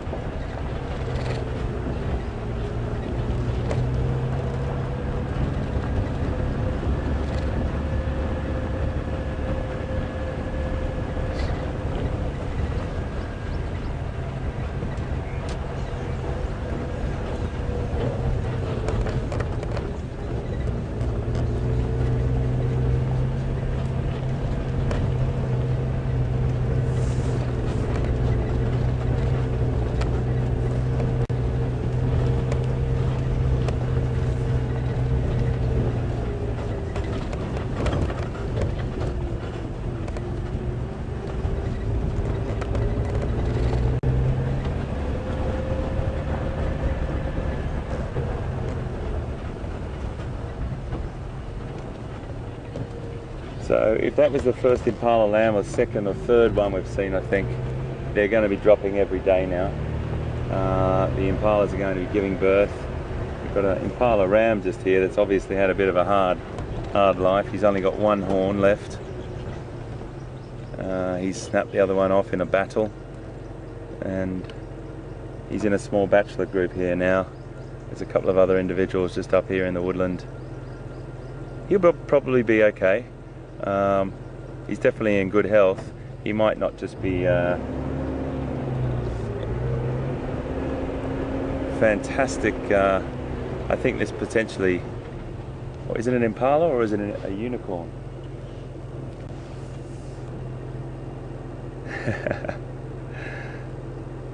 Yeah, he'll be fine.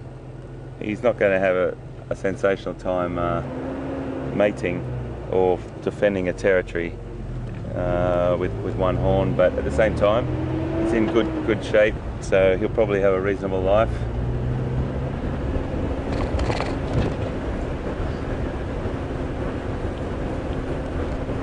Hanging out with the boys in a bachelor herd, talking nonsense.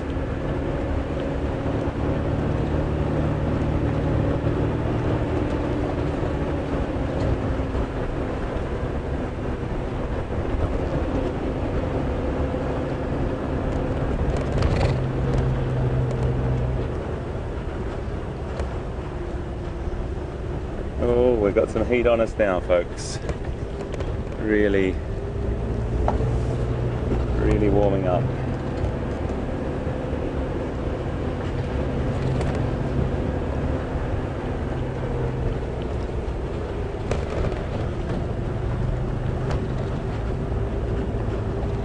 That has just made my week. Start to the week, to see those wild dogs again.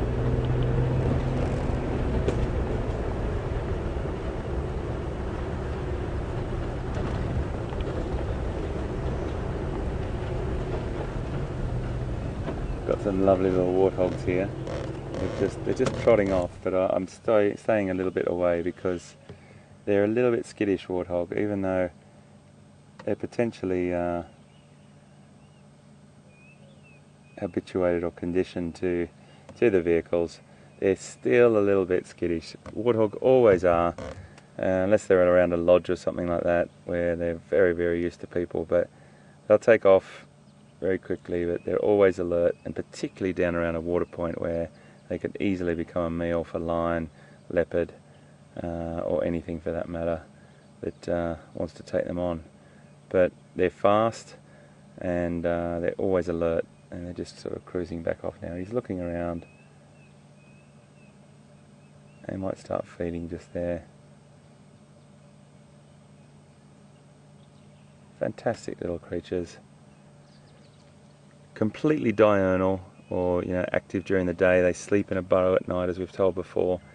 But diurnal. A lot of people think that they work their way through the night feeding as well, but no, they go into a burrow and they only come up out in the daylight hours.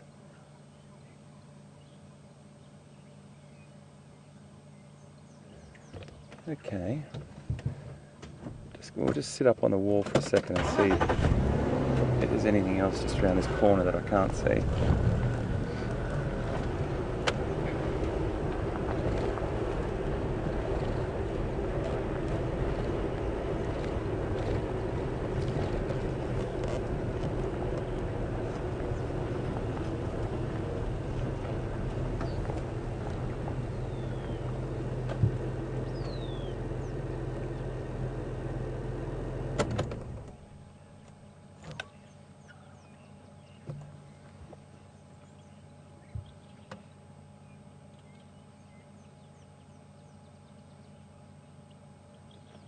We just had another question from Joanne in Saskatchewan in Canada. Hi Joanne, and thank you so much for watching us today, and it's just great to have you on board. Your question is about impala horns and whether they shed them every year like white-tailed deer. Well, deer and antelope are in two very different families, and you'll find that the families are so different that they fall under a completely different category. Deer, all the different deer in the world, will shed their horns on an annual basis, and regrow them every year, whereas antelope have that set of horns for life. They're not born with horns. The only mammal that is born with horns, or two mammals I should say, in a family called the giraffeids, and that is the giraffe and its close cousin the okapi, which lives in Central Africa. And they're the only two mammals born with horns. They're skin-covered horns, and they are in a completely different family again. All antelope grow their horns after birth. Some have incredibly long horns. This maybe, sorry, I'm trying to do that in front of camera right now. Oh, out there, maybe even longer on kudu. Waterbuck horns get quite long as well. Impala horns get really, really beautiful shape. So many different antelope that have horns, but they all grow them after birth. Fantastic question. Thank you so much. Right, let's carry on. Definitely not going to turn around on the dam wall. It's sort of a little tricky. So we're just going to turn around down here. Well, we might cruise down this road actually. Let's cruise down this road.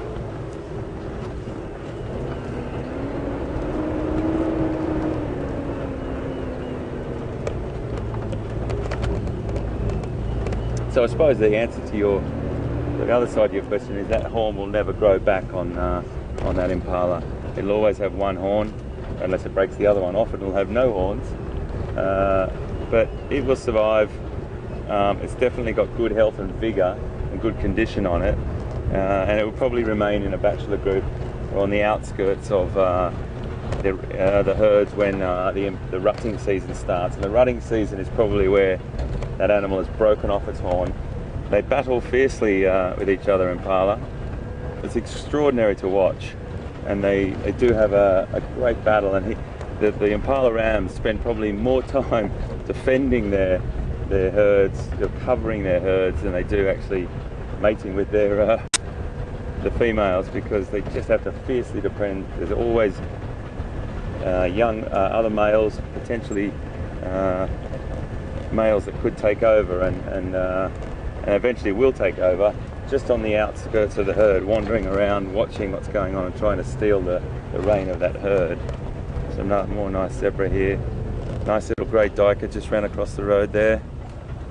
Scooted into the undergrowth, so probably won't be able to see him again, but we did see lovely duiker the other night. There's a nice mother in foal, but she's heavily in foal now.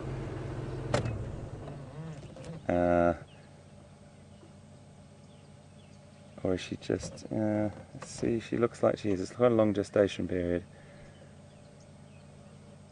And feeding on that beautiful grass there.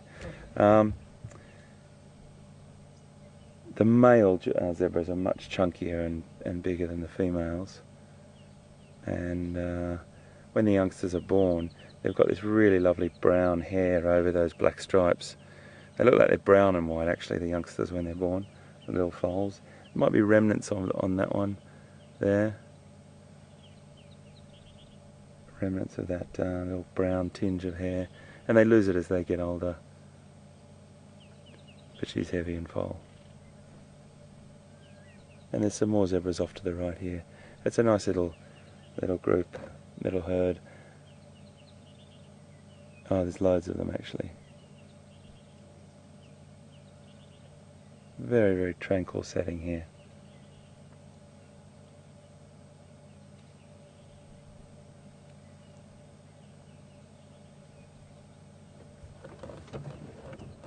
Okay. We might peel off to the left and not disturb these guys, so we don't have to disturb Mama there. Oh, look how heavy and foal she is, wow. Amazing.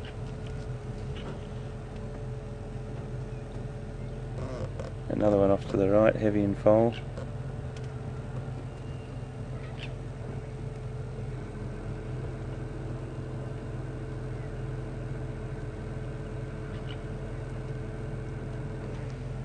Can't stop looking at zebra. Can't stop.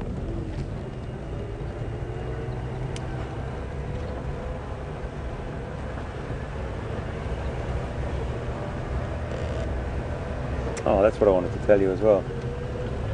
We had a fantastic barbecue last night, or in South Africa it's called a braai, and that's B-R-I-A-A, and that's a fantastic sort of way to finish the weekend. Pete cooked, and another thing that we've got in common, him and I, we love to barbecue, and one of my favourite ways of eating, and we had a beautiful meal last night. We all sat outside. There was a thunderstorm off in the distance, lightning lighting up the sky, big sheet lightning and bolt lightning coming through, lovely cool breeze coming from the storm, and we thought it was going to hit us, but it didn't. Obviously we put Zanili, our fantastic vehicle, here to bed and wrapped her up tight, and then we went and had a beautiful braai together, and it was really good fun. Everyone sitting together on a big long table and enjoying a meal together. Pete was in his element. Something very special about cooking a barbecue. If it's Pete's barbecue, all I was doing was just helping shovel coals and things like that. There's sort of barbecue etiquette between barbecue fans. I'm sure you know it out there if you're a barbecue fan. But he cooked a cracking barbecue.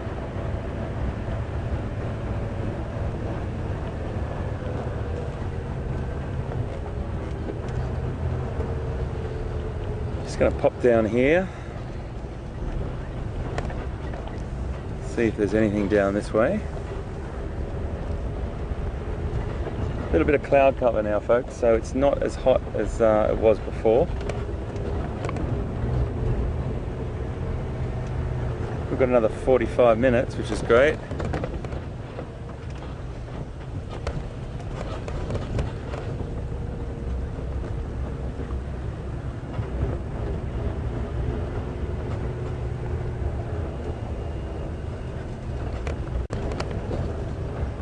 A bit of background for you, because a lot of people ask us questions about behind the scenes and are keen to see some footage behind the scenes and ask some questions or meet some of the team behind the scenes, and that will happen, I promise you. We're just really working very, very hard to iron out all these little wrinkles with the transmission and a few dropouts that we're having. The signal's getting better and stronger, and hopefully we're going to improve that just out of sight over the next few weeks before Big Cat Week on National Geographic Channel. So there's a great team of people that sit in a control room that send me the questions and make sure we're transmitting and tell us when we're not live and things like that, which is very, very helpful. My favourite little spot for quarantine, we just got to go and check that for the leopard. Always worth driving past here and just driving in. We've got a great team of camera people. VM, who works with me a lot, is just fantastic and helps me out of sight. And Brian, hard working, hard grafting team behind us here. And Pete and I are very, very lucky to be working with such wonderful team. Okay, nobody there at the minute. Not a lot of action in these pans at the moment because they're dry. When we get our first rain, they fill up. We start to get animals coming down and using them again. So we wake up at about 4 o'clock in the morning, and we have a bit of a wash and go back down and have breakfast, get on the road, get to the reserve by about 5:30 hopefully, ready to transmit and broadcast live to you by 6 o'clock. It's a bit frenetic, it's a bit crazy. There's always some hiccup, there's always something that's excuse me, got to be done, and we've got to fill fuel and got to make sure we got all the sound right and everything's ready. So it's a really hectic schedule, and it's great. There's something really exciting about it. As exciting as being out and hearing the count through the earpiece that I use. 5, 4, 3, 2, you're live. That is such a great feeling. It means that we're joining you, or having you join us, I mean, in the back of our vehicle, and meeting all you wonderful people all over the world And as I mentioned before, I keep banging on about it, but it's the most exciting way of doing television I've ever experienced in the last 15, 16 years of working in TV. Such a great privilege, folks. So thanks for all your support. And there's loads more that goes on behind the scenes. We've got a team in Johannesburg, we've got people all over the place, and then London and the United States, and people's helping everything get that message to you wherever you are. It's a really, really exciting project. I'm a lucky man to be involved, and a great privilege, I have to tell you.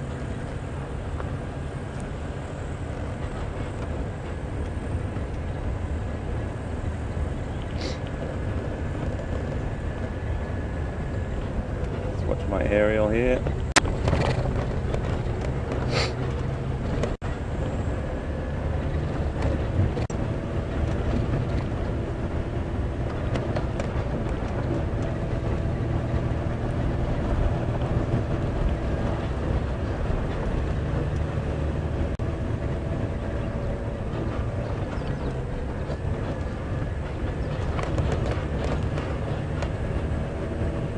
Going to cut to this other dam here and have a little look, and then we're going to peel back up to the top there where the wild dog were. There seems to be a lot of action going on that side at the moment, and I just want to keep an eye on it.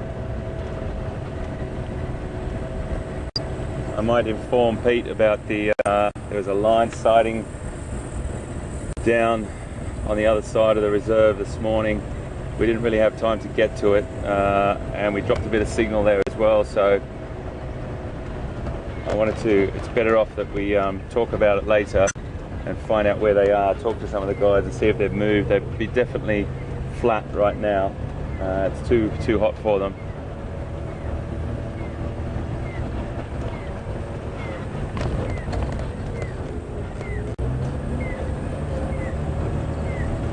There's a beautiful bull elephant we saw this morning. Perfect individual.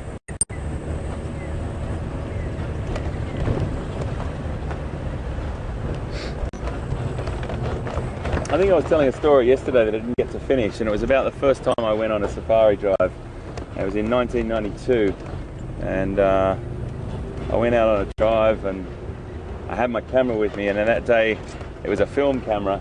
Digital wasn't even, it was a pipe dream in those days, and so that's what, 22 years ago. And I had a film camera, a beautiful, same brand that I use now, but beautiful camera all the same. And I had this big lens, and I had all the gear, and I felt quite proud that I'd saved up and bought this camera and this lens. And I remember I had about 50 rolls of film that I bought in duty free. And there was all this big issue about, do you put your film through X-ray after you've shot it and all this sort of stuff.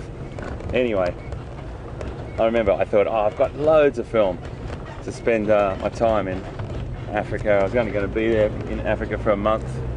Oh, look at this, my friends. Look at this. Have a look over to the left here. Wait till you see this. Hello, friends.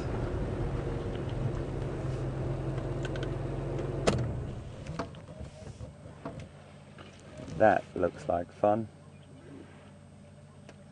That looks like where I'd like to be right now. We've got the two hippo either side, just in front here of the Ellies. They're just taking a little bit of a back step. Oh, the elephants are enjoying that so much. It is going to be a scorcher today, everyone.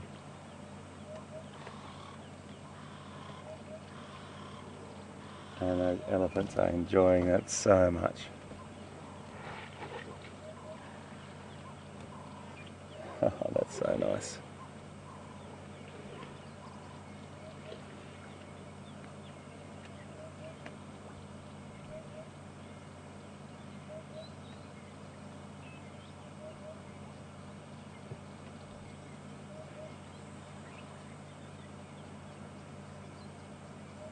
hippos giving a little bit of a, making their presence felt, but not too much.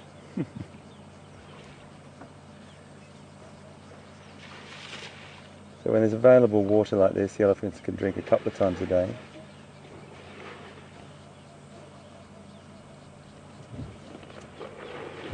And they're just really enjoying that.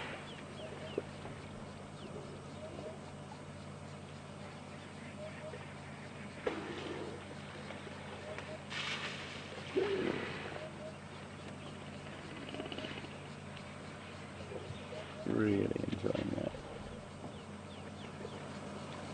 They might turn around and face us. Yeah.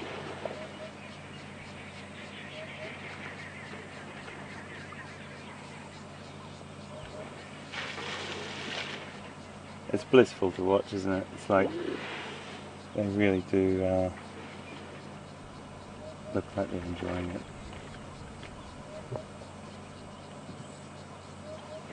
If we use a bull for an example, bulls can drink about 60 gallons or about 220 litres a day.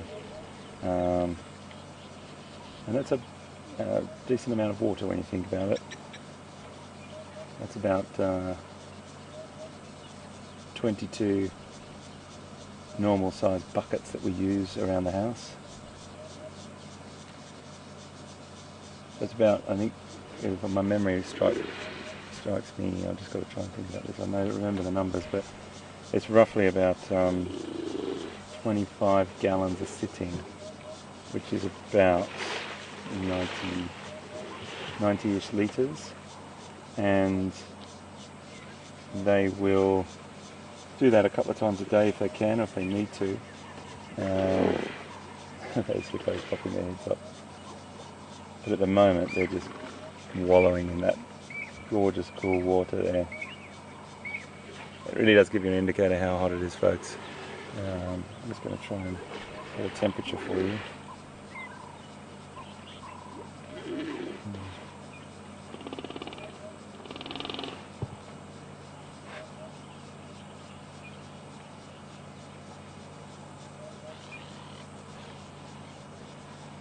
So we're on up to about, we're getting sort of between 32 and 35 degrees now, probably about 32.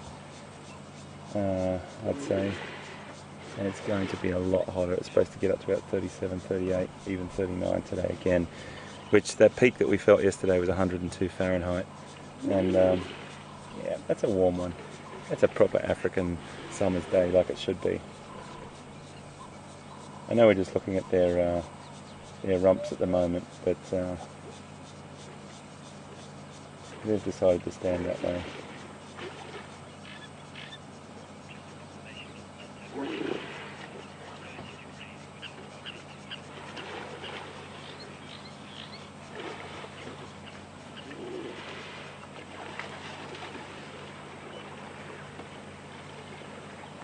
So the guys in the control room just told me it's 30 degrees, 85 Fahrenheit at the moment. So it's warming up, and it's going to get quite hot today. In the middle of the day, exactly like yesterday, animals will retreat to the shadows. The big cats will definitely find as much possible shade as they can. Excuse me, please.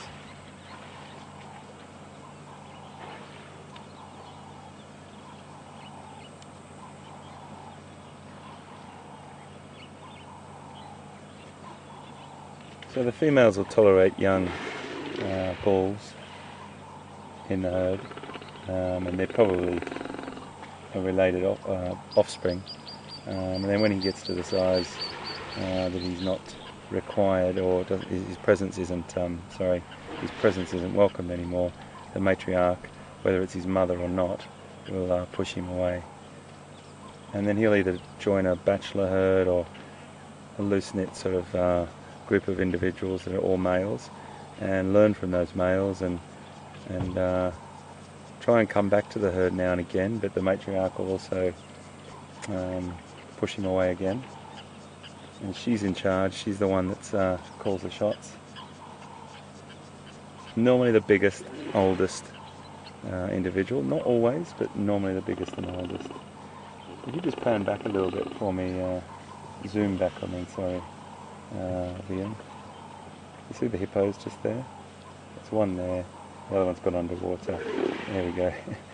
They're just like, hey, this is my dam. What are you guys doing in here? You normally just come and drink from the side. Stirring up the mud. Just keeping their distance, that's for sure. You see that cooling system that we were talking about this morning that the male was doing. They're just waving their ears. And you can see actually, we zoom in a bit here, VM, just for me. As close as we can and tight as we can on that ear. And we might be able to see as she flaps it back. It's a network of veins in there. It's a little bit tricky. You see it on the left ear actually. See those veins? A really intricate network of veins and behind those ears that the elephant will flap the ears, and when they're in the shade, that cool air behind the ear regulates the blood flow, the blood temperature, sorry. It keeps them cool. It's just a way of cooling themselves. Dogs pant, and this is just their way. Oh, they're lying down now. That does look fantastic, doesn't it? That's great. The bonding in an elephant herd, in a breeding herd, is so tight. And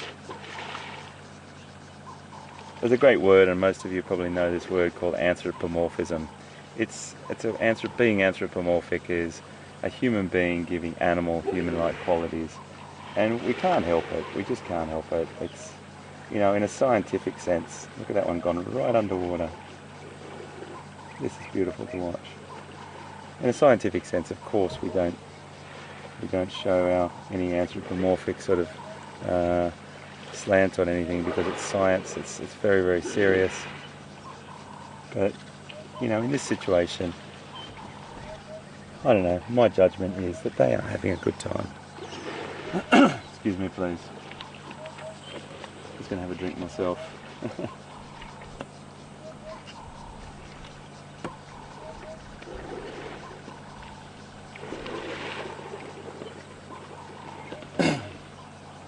That has to be just for a good time.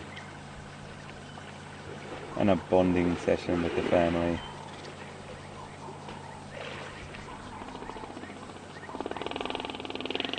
There's a lovely vocalization there.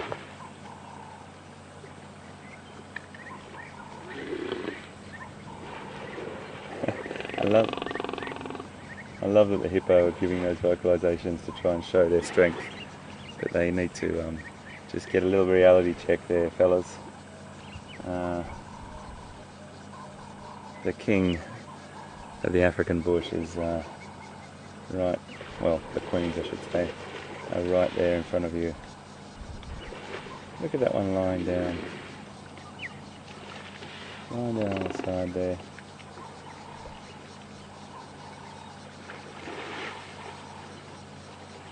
And that little youngster in the middle.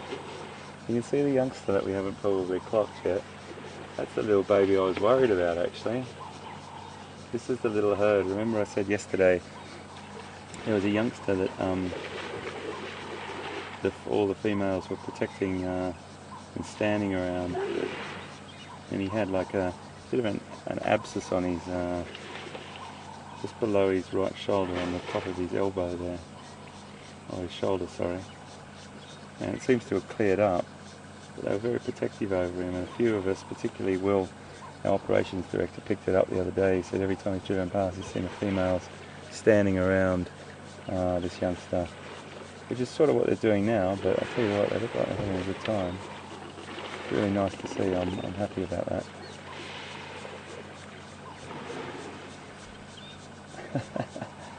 Head's right underwater.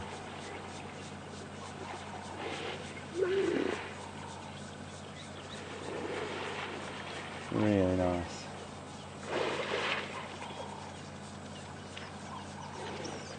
We might just stay here for a few more minutes, folks, if that's okay. Look how she's rested her trunk over her tusk there. What a tool that trunk is. Oh, it's just too nice, everyone, isn't it?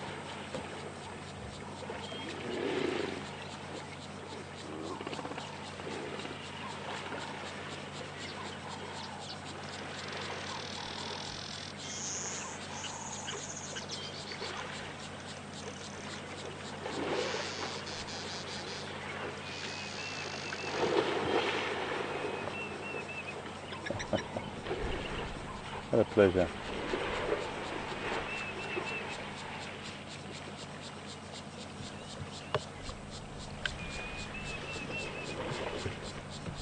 Oh, to be an elephant on a day like today, hey? You see that broken tusk of hers on the right hand side? Even though it's broken, that is still a very, very good tool. And a great weapon as well. But a great tool. She would be able to use that. She might modify the way that she uses it, like having a knife and fork, really.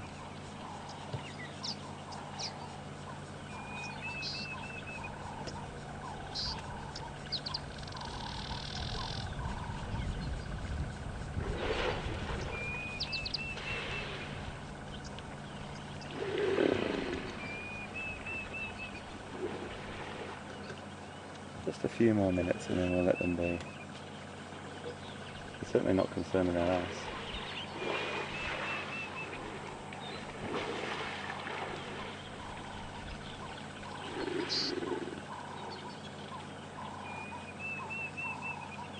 Maybe it's not, you know.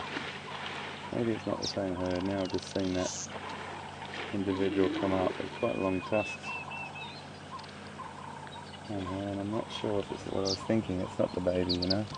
The baby was much smaller. When she was underwater there, I just couldn't really figure out who it was, but it's not the same individual. Look at her using her trunk to clean her eye. Here comes a big bull. Should be a little bit of interaction now.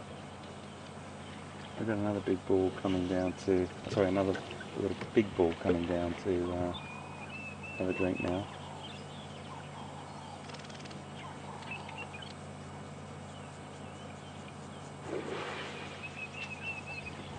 We'll see what behaviour and interaction comes from this.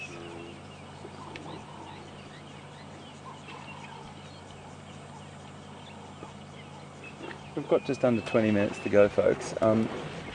As I would ask on a safari drive with everyone on board, I'd ask them if they would like to stay here or move on. Please send us a couple of tweets and we'll get a bit of an indication from the tweets or the emails a bit whether you want me to sit here and watch what happens down here or whether you'd like us to move on. If you can just give us a tweet or an email and we'll get a general consensus and you guys can let me know, because that'll really help me decide on whether to stay.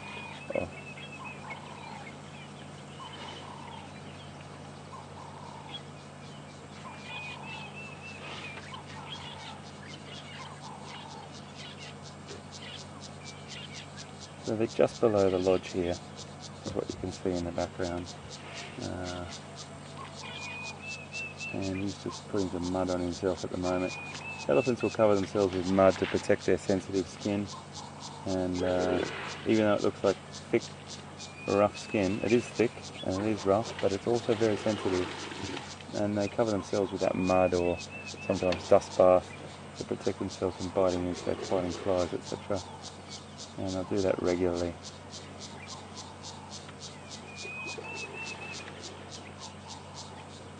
That male is just he's standing off over there a little bit. He may come round.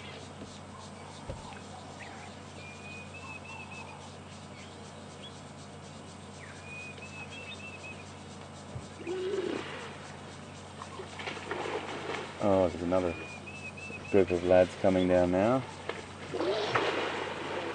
Bit of interaction with our hippo. It's all about to happen here.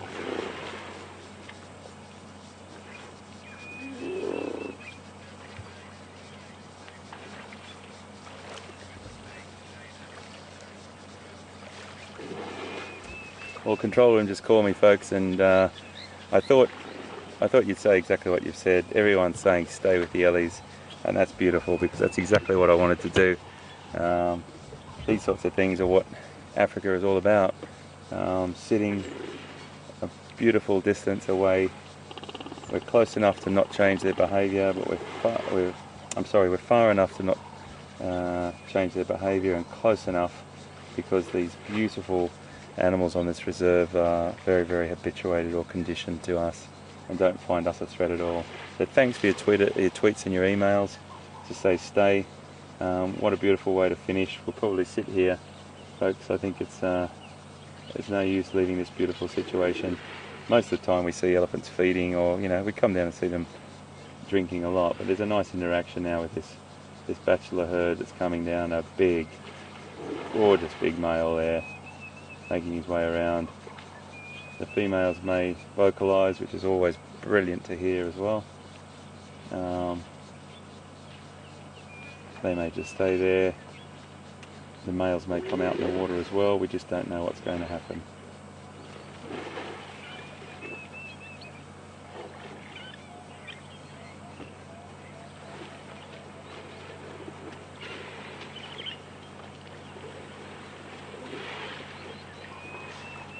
Watch this interaction, folks. Jay in Tennessee, thanks for your lovely comments. She's just sent a tweet or an email saying, an elephant in the hand. Well, that's exactly right, Jay in Tennessee. It's definitely worth 8 in the dam. Let's see what happens here. This will be nice. Matriarch has just gone up to him.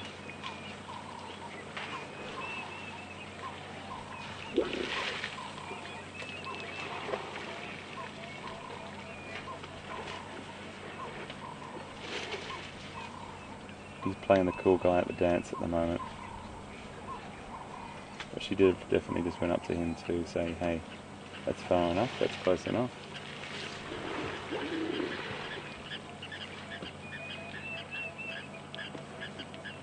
And there's a lot of communication that goes on with elephants that's below our audible range. We can't hear a lot of the very, very low rumblings and communications and vocalizations. We hear most of it. We can hear some of the really low, we can feel some of the low rumblings as well. It sort of reverberates through your body. But they definitely have an incredible communication with each other.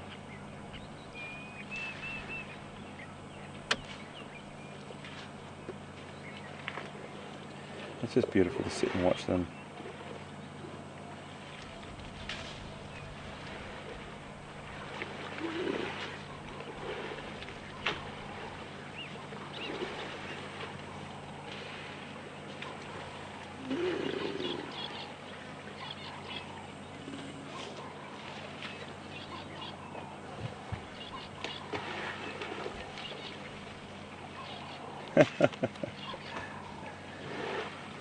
Well, hi Cadria, we just got a message from you as well in Manitoba in Canada. It's -9. Well, I feel for you, my friend. I have been to Manitoba, and I did a documentary up in Manitoba on the red-sided garter snakes in Narcisse, and that was a fantastic experience. So I really do love your part of the world. But yes, I have to say it was on the chilly side, but it's a beautiful place you live in. So there's definitely great sides to everything. But wish you were sitting here with us, but you are here with us. I'm just going to have to describe the temperature to you, if that's okay. So there's a great thing to see here with this male and female, this bull and cow elephant. And I just want, it's not often that you get to see them right next to each other. There's a word called sexual dimorphism, or a phrase, 2 words, sexual dimorphism, and it's basically to show that there's a distinct difference between the males and the females. It happens with loads of animals. Another great example is something completely out of context, but elephant seals. If you've ever seen elephant seals in the Antarctic on documentaries, the males are absolutely massive compared to the females. It's similar here. You can definitely see the difference in size between those two animals, and the structure and the shape of the head, and just the muscle mass. And it's a really interesting behaviour going on here right now. between those two. The males, I think we went through this the other day, they can get up to, and this is a really, really big male elephant, can get up to about 6,000 kgs, which is about 6.6 tons, which is an extraordinary weight. They're just huge, absolutely huge.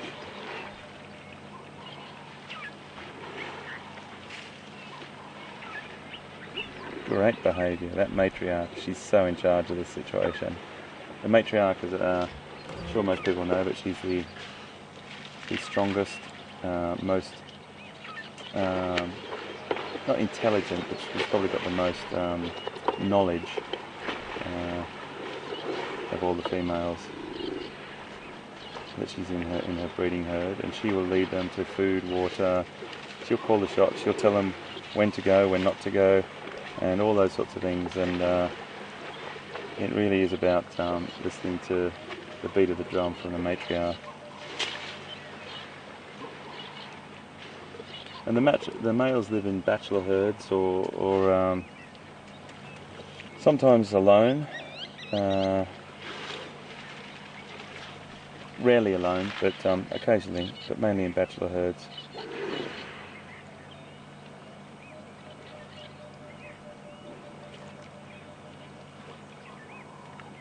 So the herd's welfare, the breeding herd's welfare depends hugely, absolutely, it falls on the shoulders of the matriarch and her leadership. And that's really what it's about. It's really important that she knows, and everyone does trust her.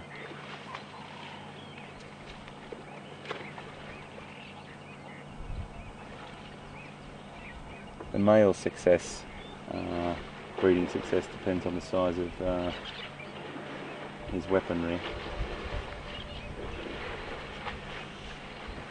But the battles between males can be absolutely fierce, and you hear the clash of ivory, and my goodness, it's a very, very distinct sound.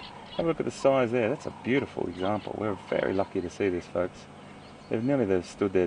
There's a comparison for us. See how the female's back slopes down more, and the male's got that greater ridge on the back. The shoulders are broader on the male as well, and the male's got that sort of square. I suppose this is a contradiction of terms, but square dome. I don't mean it. Dome is obviously spherical or half spherical, but they've got that sort of bump or bulbous area on the head, and it's more prominent on the males. But she's definitely not pushing him away now. So who knows when she's coming into estrus, but he would be showing a bit more interest in her if she was in estrus or in season. So she's just come out now and having a bit of a feed on some foliage. We've still got the three others in the middle having a beautiful swim. A couple of bulls on the other side. 1, 2, 3, 4, 5, 6, 7, 8 elephants.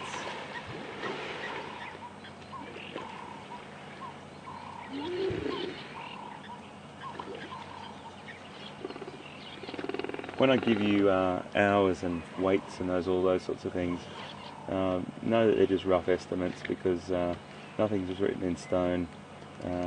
There's ranges and averages that we'll give you, but nothing is ever set in stone. You're always going to have variations in that.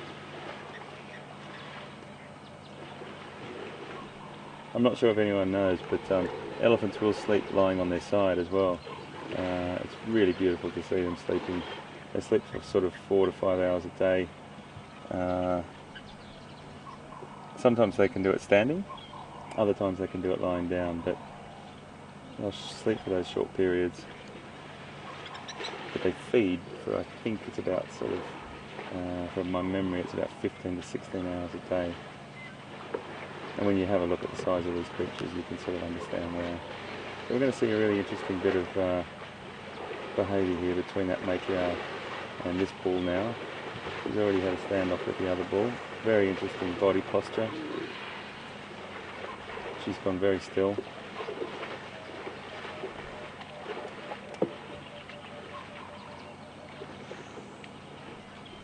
males are showing respect.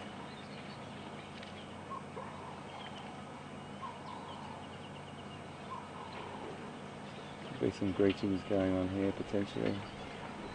Look at that, the tongue touching. Who knows who that individual is? They could be related to her. And there's loads and loads of different behaviours that would go on now when they're meeting each other, and they would really go to the ones that are next of kin or their relationships that they have with offspring. They could be brothers or sisters that are meeting now, and you just don't know. It could be cousins, it could be relationships that go back or quite distant, but it's definitely a lovely ritualised greeting situation that happens.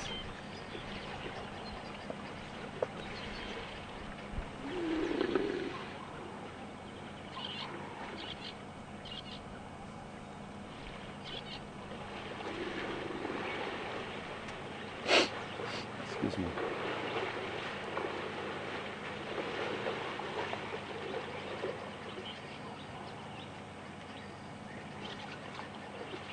How lovely to see this is.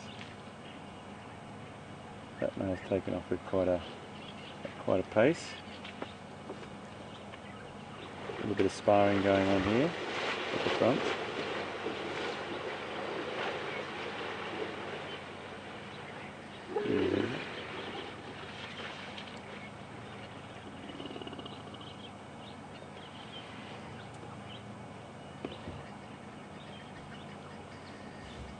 We've got 10 minutes to go, folks, and I think this is a really lovely way to finish today. I don't really want to move on, and I'm sure you'll all agree. This is an incredibly lovely interaction or encounter that we're having. There, we've got a bit of sparring going on between males here.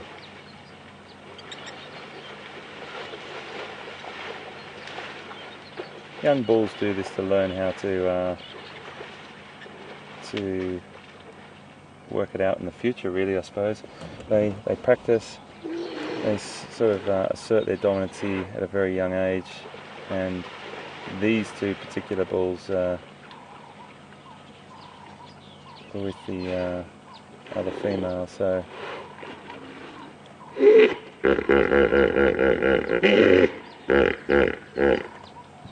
that's another one of my top African sounds for you there.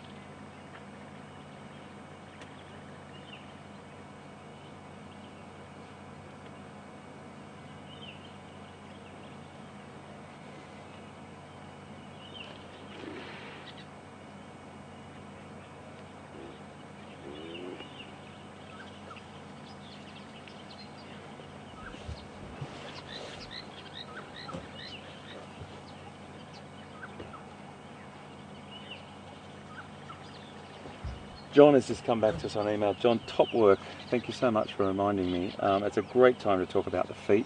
If you have a look at those feet going up the hill now, you'll see those front ones are round, got a real sort of round shape to them, and the back ones, when they lift it up, you'll see, or even if you can see that individual on the left of the water there, Vian, you go back down to the water's edge, the back feet are an oval shape and the front feet are a round shape. See those big pads? Those big pads, much bigger on the front than they are on the back, supporting all that bulk in front.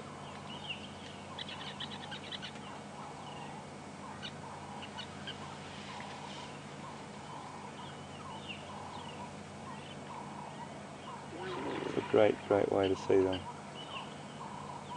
Just have a look at that bull a little bit further on from that one we're looking at his feet. You see you might be able to see there's a bit of wet secretion coming out of the temporal gland or the musth gland.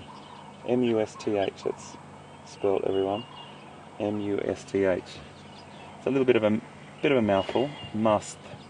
So you say the M-U-S, mus, and then th at the end, musth. And that's his saying that he is becoming sexually active. It's hard to see at the moment. But what a lovely encounter. Trunk up on that one now. Trunk up, smelling, using the sense of smell. Trunk up, look at that.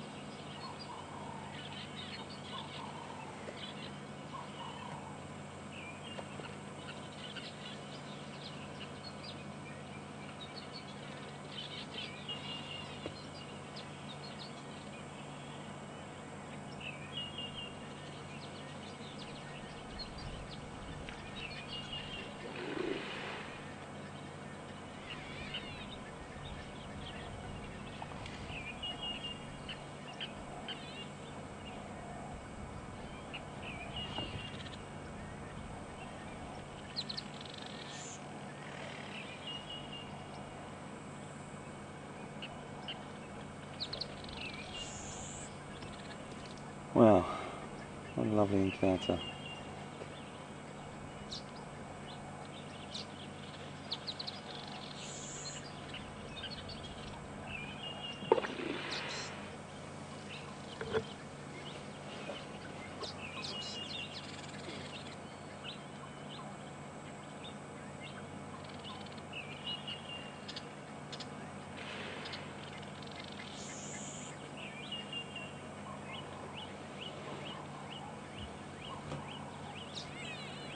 Okay, so I think we probably should look at our hippo friends down here as well.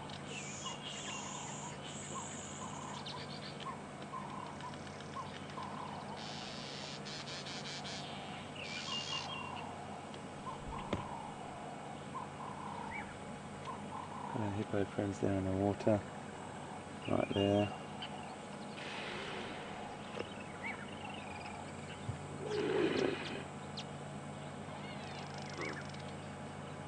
Got their pond back. We might just have a little recap, folks, on what we've seen, and just to thank you all again for coming along with us this morning. Wild dog, first thing, absolutely incredible. They were just spectacular this morning on the hunt, and just a really, really lovely time to be out with them. Enjoyed that immensely. We've got so much more to show you here in these beautiful game reserves in Djuma and Arathusa, and I can't tell you what a great morning it's been. We've seen loads of zebra, we've seen some beautiful buffalo, some nice birds, elephant here in the dam, but the wild dog this morning was a real highlight, and I just want to thank you for sticking with us, and through the dropouts. It's always a little bit tricky. Thankfully it didn't drop out when we were with the wild dog, but I do want to say thank you to all you for your support and sticking with us. It's always a really interesting situation that occurs when we get into that spot, how I deliver that for you and how we talk about it sensitively and delicately, because I know it's difficult to watch for many of you. But we always have to remember that it's the natural world, and I like to use those words. It's raw, it's real, and it's honest, and that's the way things are. And we saw it again today. Pete's going to be out with you this afternoon, which is fantastic. I know he's looking forward to it. We're going to be working on his car on his vehicle while he's out in mine. We're making sure that gets on the road, back on the road as soon as possible. And most importantly, we just want to say thank you to all of you for the support and sticking with us and coming with us on this wonderful safari live. And if you've got any questions, please send them to us at questions@wildearth.tv. That's questions@wildearth.tv, or hashtag safari live if you want to tweet us. I'm going to let you finish on this beautiful young bull that's just come down to the water's edge and have a little look. Take care.